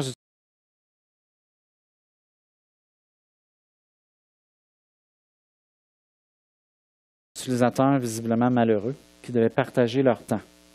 Donc, si on voulait faire un calcul, il fallait préparer le calcul, l'envoyer dans une file d'attente. Quelque temps après, on avait notre résultat, mais tout le monde était comme traité à tour de rôle. Ça, donc, on avait plusieurs personnes pour un mainframe qu'on appelait un gros ordinateur, qui n'était pas nécessairement si puissant que ça, mais il était gros physiquement. Après, on a eu l'époque des ordinateurs personnels, les fameux PC, Personal Computer, Microsoft, toutes ces années-là. Une personne, un ordinateur. Bon, là, ça a l'air que ça nous rendrait plus heureux. Vous pouvez critiquer les émoticônes, ça ne vient pas de moi. C'est pas moi qui ai fait l'image. Mais la nouvelle génération dans laquelle on se trouve, c'est vraiment différent. C'est celle de l'époque du calcul omniprésent ou du calcul distribué dans l'espace ou du calm computing. C'est que là, pour la première fois, par individu, il y a plus d'ordinateurs que d'individus, en fait. Donc, moi, je pense que j'ai 4 ordinateurs, je ne sais plus, c'est parce que je ne vends pas mes vieux, mais j'ai au moins un ordinateur puis un téléphone, puis je suis sûr que c'est pareil pour à peu près chacun d'entre vous. Donc, ce que ça fait aussi, c'est qu'il y a cette idée-là, en fait, qu'il y a de plus en plus de micro-machines à calculer, qui ne sont pas nécessairement plus performantes, mais qui sont plus distribuées, en fait. Donc, ça, c'est ce qu'on appelle justement le calcul omniprésent, en fait. Il y a aussi la fracture numérique, mais ça, j'en ai parlé hier, mais c'est comme tellement important que j'ai envie d'en reparler là, par rapport à l'espace puis le numérique. C'est qu'on le sait que le numérique, ça crée des inégalités économiques et sociales, soit dans un pays ou entre les pays. On peut vraiment aller loin là-dedans, mais il y a vraiment une fracture numérique globale aussi qu'on observe. Je pense que je les avais donnés, les exemples, hier. Donc, il y a des ouvriers qui fabriquent à rabais des composantes matérielles, par exemple des routeurs, des téléphones, dans d'autres pays, puis eux, ils n'ont même pas accès à Internet, ces gens-là. Même chose pour Facebook, il y a des gens qui s'occupent de faire des genres de modération, mais qui n'ont même pas accès à Facebook dans leur vie personnelle. Donc, exemple d'œuvre et d'interprétation en relation avec tout ça. 15 heures, vous survivez, ça va? OK, good. Là, confond un peu design, art et architecture. J'ai comme vulgairement baptisé ça Digital Art, mais on va vraiment faire un focus sur le 3D. Ça, c'est intéressant. Ça vient plus, en fait, de la mode. Je ne connais pas tant que ça la personne en question, mais Marjan Coletti, sur son site, il y a une pièce qui s'appelle Quad Quaversol, qui est justement inspirée un peu là, de la fabrication adaptative. Donc, on a des robots déguisés. Déjà, je trouve assez ça drôle, en fait, d'habiller des robots. Puis, si j'ai bien compris, en fait, c'est qu'ils vont placer le truc autour d'elle, la blesser ou sans la manipuler, donc de façon très sensible au niveau du toucher, en fait. Donc, vraiment comme un exemple presque littéral de cette idée-là de manufacture adaptative ou de robotique adaptative. De plus en plus, on va trouver du design de meubles ou d'objets qui tripent sur les voxels, d'un truc dont j'ai parlé. Donc, ça, c'est une chaise, je pense. Un exemple de design. Puis, pour vous montrer aussi pourquoi ça pogne autant, ça va être facile. Je vais regarder l'heure, vérifier si j'ai le temps. Je pense que oui. OK. Ah, ça tombe bien. En plus, j'ai mon teapot. Il est encore là. Vous vous souvenez de mon petit fichier texte que j'avais chargé? Je l'ai choisi, tout simplement. C'est tellement petit sur mon écran. J'espère que vous voyez quand même un peu, mais c'est pas grave. Là. Le but, c'est pas d'aller dans le détail. Mais j'ai des plugins de modification. Il y en a un que j'appelle ici Remesh et que je mets en bloc. Et voilà. En 2 temps, 3 mouvements, j'ai l'effet Minecraft ou pixelisant. Donc, c'est tellement facile que c'est pas long, en fait, que ça se manifeste comme objet, en fait. Donc, ça, c'est vraiment une pièce intéressante parce qu'on a carrément un matériau noble de bois, on dirait des planches de bois qui ont été collées, mais qui ont visiblement été probablement coupées au laser avant puis après collées pour arriver à la forme. Donc, il y a une espèce d'hybride entre le bois, en fait, qui est noble, ancien, machin, et une façon de représenter, une façon numérique de représenter l'espace par les voxels. Autre exemple vraiment fascinant qui est aussi en lien avec l'industriel, je pense que c'est mon exemple préféré, ça je l'ai gardé plus vers la fin, c'est si on se pose la question de l'ornementation. Ça, c'est fascinant. C'est l'artisan, c'est ça que je cherchais tantôt, l'artisan. Donc, de l'artisan à l'ère industrielle, en passant par la standardisation jusqu'à la fabrication numérique, l'ornementation. Qu'est-ce qui est arrivé à elle? C'est encore la même référence. Donc, in the age of big data and 3D printing, decoration, ou l'ornementation, is no longer an addition. Ornament is no longer a supplemental excuse. Hence, the very same terms of decoration and ornament, predicted as they are on the traditional Western notion of ornament as supplement and superfluity. Superflu? Quand on y pense, l'ornementation, elle a arrêté avec l'ère industrielle, l'ère du standard, en fait, parce que ça allait un peu à l'encontre de l'idée de standardisation. C'était superflu, c'était des coûts additifs. Mais maintenant, pas très loin que non. Puis étrangement, dans le design, on voit le retour de l'ornementation parce que ça ne coûte pas plus cher pour l'histoire dont je parlais. Donc, j'ai plusieurs exemples. Ça, je m'avais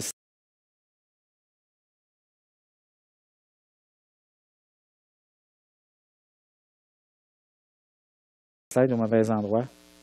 Je vais y revenir après. Ça, c'est une œuvre assez fascinante. J'aimerais vraiment ça la voir physiquement. Digital grotesque. C'est exactement ça, cette notion-là. C'est une espèce de cube géant de plastique imprimé, très ornementé. On dirait du Geiger mélangé avec l'architecte Gaudi. On ne sait pas c'est lequel qui est lequel des deux. Vous voyez, beaucoup d'ornementation. Puis en fait, c'est probablement un procédé de fabrication additive par poudre parce qu'on voit, il y a comme une texture granulaire. Donc, on voit comment c'est fait en détail. Donc, ce qui est vraiment important, c'est qu'en théorie, là, si cette chose-là prenait 3 mètres cubes de matière à imprimer en 3D, si j'avais imprimé un cube plein et plat de 3 mètres cubes, c'est le même coût. Fascinant. C'est peut-être ça aussi qui est particulier de l'ère numérique avec la masse, customisation de masse. C'est peut-être le retour de l'ornementation parce que le coût est le même. Avant, si on faisait ça en bois, ça nous aurait coûté une fortune pour payer les sculpteurs et les... comment on les appelle? Il y a un nom, pas un coupeur de bois. Il y a un nom spécial là, pour ça, j'ai oublié.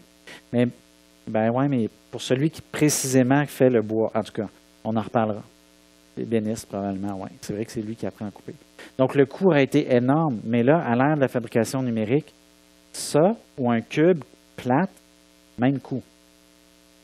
Si on exclut le temps que ça a pris pour le gars pour faire le design, OK? Mais en termes de fabrication, c'est le même coût. Donc, c'est quand même une image assez spectaculaire. J'aimerais vraiment ça, voir ça. Le titre aussi résume très, très bien Digital Grotesque. Ça, c'est un lien aussi avec les slides de Gentiane. Je l'ai volé ça hier soir. Je ne sais pas si vous vous souvenez, mais elle disait il y a l'idée de post-humanisme, d'individu. Le monde peut se différencier de plus en plus, puis que la technologie est de seconde nature. Donc, on le voit que c'est des genres de manifestations de tout ça, en fait.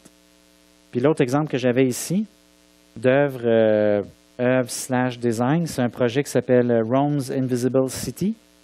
Donc, c'est des gens qui ont scanné, en fait, les souterrains de Rome, qui ont assemblé tous les modèles, qui ont fait des images, vidéos, documents, en fait, qui donnent vraiment comme une autre vision de Rome, dont des choses que personne ne peut voir. Donc, ça donne aussi, d'un autre côté, de façon positive, une espèce de vision intégrante qui est nouvelle et fascinante à la fois. J'arrive presque à la fin. Puis, les 3, c'est pas si mal. C'est 3 à 3h15. Je suis correct? Oui, OK. Je voulais être sûr de ne pas mêler. C'était ça en 2 heures. OK, merci. C'est une petite remarque ici, puis c'est drôle parce que ça vient d'un artiste qu'on a pendant Sporobol en résidence, puis je trouve qu'il a résumé en très peu de mots, c'est quelque chose de vraiment important, en fait. C'est qu'après les années 90, là, les modèles 3D de type CAD pour Computer Aided Design sont partout dans le design. Ici, j'ai une petite faute encore, désolé. Donc, tout ce qui nous entoure a d'abord existé dans un ordinateur maintenant. Bien, pas tout, là, les armes, ça ne compte pas, là, mais tout ce qui est de fabrication humaine, le projecteur ici a d'abord existé dans un ordinateur. Mon ordinateur aussi, haut-parleur aussi, frigo, cafetière, tout ce qu'on ne peut pas imaginer de fabrication humaine naît d'abord maintenant dans l'ordinateur. Donc ça, c'est quand même fascinant, en fait, comme concept. Donc justement, là, c'est son travail à lui, l'artiste en question. Ça date de 2016, donc c'est 2000, probablement des genres de mini-blocs qui forment un objet 3D. Puis en parallèle, dans son exposition, il y avait la représentation de l'objet 3D. Donc ça, c'est comme un peu le mot de la fin sur cette espèce de dualité-là entre l'espace physique des formes puis aussi l'espace numérique des formes.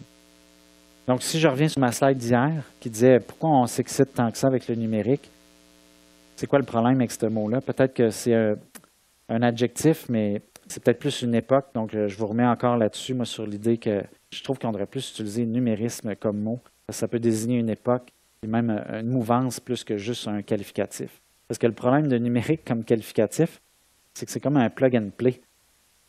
Connexion numérique, image numérique, art visuel numérique, art sonore numérique. Puis là, on se retrouve à le brancher partout. Mais si on prend le mot numérisme, on peut comme peut-être changer notre perspective, en fait, puis plus penser époque, mouvance, puis histoire. Fait que ça, c'était un peu comme mon mot de la fin puis ma conclusion là-dessus. Ça tombe bien, parce que je suis pas mal dans les temps. Je m'étais dit, j'ai tellement rien à présenter qu'ils vont poser plein de questions, puis on va interagir, puis non. Mais moi, je suis encore là. Donc, si vous voulez avoir interaction, feedback, ça va me faire plaisir. Surtout qu'il y a des expériences vraiment intéressantes et très diversifiées. Est-ce qu'il y a des questions à Montréal? Est-ce que vous avez des questions, des commentaires? Tout le monde est bouche bée? Je peux-tu prendre le micro? Ouais. Oui, parce que moi, je peux faire du temps supplémentaire bon. De façon très libre. Là. Je ne sais pas si vous avez des contraintes. Je vais moi-même prendre le micro. Yes. Pour mettre un autre chapeau, parce que je suis aussi ébéniste et artisan dans la vie, fait que je suis assez rejoint par plein de choses là-dedans. Mais je ne m'étendrai pas là-dessus. Il m'est juste passé une réflexion par la tête par rapport au fait que l'impression 3D utilise un matériel. Je ne sais pas c'en est où, là. Ouais. Avec quel type de matériaux on peut maintenant faire l'impression 3D, mais on est toujours dans le paradigme de fabriquer du neuf avec une matière X relativement neutre. Là. Oui. Et il y a des tendances actuelles qui veulent qu'on récupère plus, qu'on amalgame une vieille planche avec 2 briques pour faire un beau meuble télé. Là, c'est comme un extrême un peu désagréable. Mais je me dis que je suis pas de ceux qui vont dire l'impression 3D ne fonctionnera jamais parce qu'on s'en va vers ça, mais je vois plutôt l'affrontement de ces idées-là. L'impression 3D en elle-même, ça peut être une boucle qui se boucle. Je fabrique des objets que je peux refondre et refabriquer avec. Mais ça s'applique juste à une certaine catégorie d'objets. Oui, mais de plus en plus, il y en a qui font que... Je ne suis pas spécialiste des procédés là, de fabrication d'impression 3D, mais il y en a que c'est leur première préoccupation, c'est ça, c'est pouvoir récupérer les plastiques. Et avec la fabrication adaptative, c'est peut-être aussi une piste de solution. Parce que là, si on peut être... En plus, j'essaie de le regarder, puis tu es vraiment bien aligné avec la lumière. Pas de problème. Mais c'est clair qu'il y a beaucoup de gens qui travaillent là-dessus, en fait, plutôt pour récupérer de la matière en fabrication 3D. Au début, les premières machines fonctionnaient avec des plastiques un peu quelconques et sûrement un peu polluants. Mais c'est clair qu'à mon avis, les deux peuvent être se tenir main dans la main puis aller dans une bonne direction, en fait, qui fait que là, il y aurait comme une récupération, en fait, des matières ou des choses comme ça, en fait. Je peux montrer peut-être un petit exemple. Il y a aussi les pratiques alternatives de la fabrication 3D. Je vais aller chercher... Je vais aller chercher dans d'autres slides que j'ai pour un autre truc.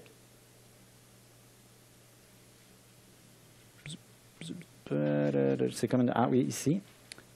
Ça, c'est vraiment intéressant. C'est impression dans le désert sans électricité. Donc là, c'est comme un peu l'idée de travailler avec des matériaux de la nature sans électricité, sans pollution, mais il doit peut-être avoir une genre de pollution, là. On va attendre pour voir la vidéo. C'est quelqu'un qui a fabriqué une imprimante 3D solaire, en fait, qui fait fondre le sable dans le désert. Puis du coup, la lentille se déplace, puis ça finit par faire un objet à partir du sable. Après, il faut comme tasser le sable, puis on a l'objet qui sort du sable. Là, je pense que c'est des images très haute résolution. Mais c'est un artiste, ce n'est pas une compagnie. On va aller voir si... Donc ça, c'est un exemple. J'ai coupé le son, comme ça on peut parler par-dessus. Je ne sais pas si ça a bien marché, ouais. Donc, il y a des tendances aussi qui vont tout à fait dans ce sens-là. Je ne sais pas ce que je peux rajouter ou s'il y en a d'autres qui veulent ajouter des choses là-dessus.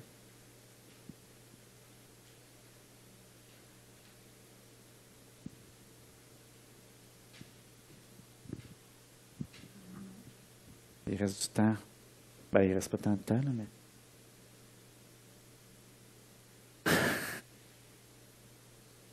Mais je pense qu'une des solutions, en tout cas par rapport à ça, c'est que si on ne s'occupe pas de nous-mêmes connaître ces gugus-là qui émergent, ben ça va être encore une fois les solutions corporatives qui vont comme nous dominer.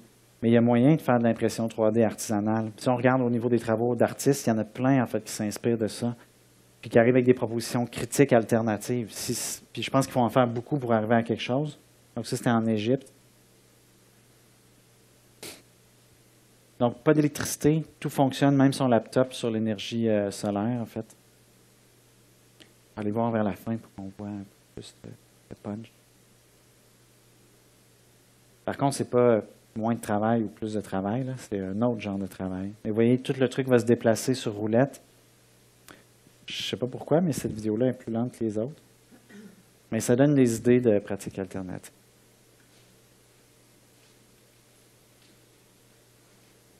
Ben, en fait, j'ai une question. Oui. Je me demande pourquoi ça s'appelle une pratique alternative. C'est moi qui dis ça vite fait comme ça, là. Ben, c'est par comparaison, comme hier, j'essaie d'aborder l'idée de narrative, des grand narrative versus counter narrative. C'est que souvent, on a des mythologies là, qu'on se construit globalement comme l'impression 3D. Ça va être bien, je vais pouvoir imprimer la pièce de voiture quand mon auto pète ou un gun. Mais ça, c'est de la mythologie big time. C'est-à-dire que c'est pas demain la veille qu'on va vraiment imprimer un fusil fonctionnel. C'est pas demain la veille qu'on va vraiment imprimer une pièce de qualité mécanique que tu peux mettre toi-même dans ton auto. Tu risques de briser ton auto. Mais étrangement, le discours ambiant, les critiques, la peur ambiante est plus alimenté par ça. Alors que ça, comme procédé artisanal à l'impression 3D, c'est plus réaliste parce qu'il l'a fait et ça marche. C'est beau, hein, d'ailleurs, quand le sable fond. Donc, c'est ça que je veux dire par pratique alternative, c'est celles qui vont comme à l'encontre, comme des grands clichés, là. Mais j'utilise ce mot-là de façon très élastique. Et c'est pour ça aussi que je pense que les pratiques artistiques sont encore plus importantes dans ce contexte-là, en fait. Mais il faut comme jouer avec ces discours-là pour les tromper et proposer d'autres choses.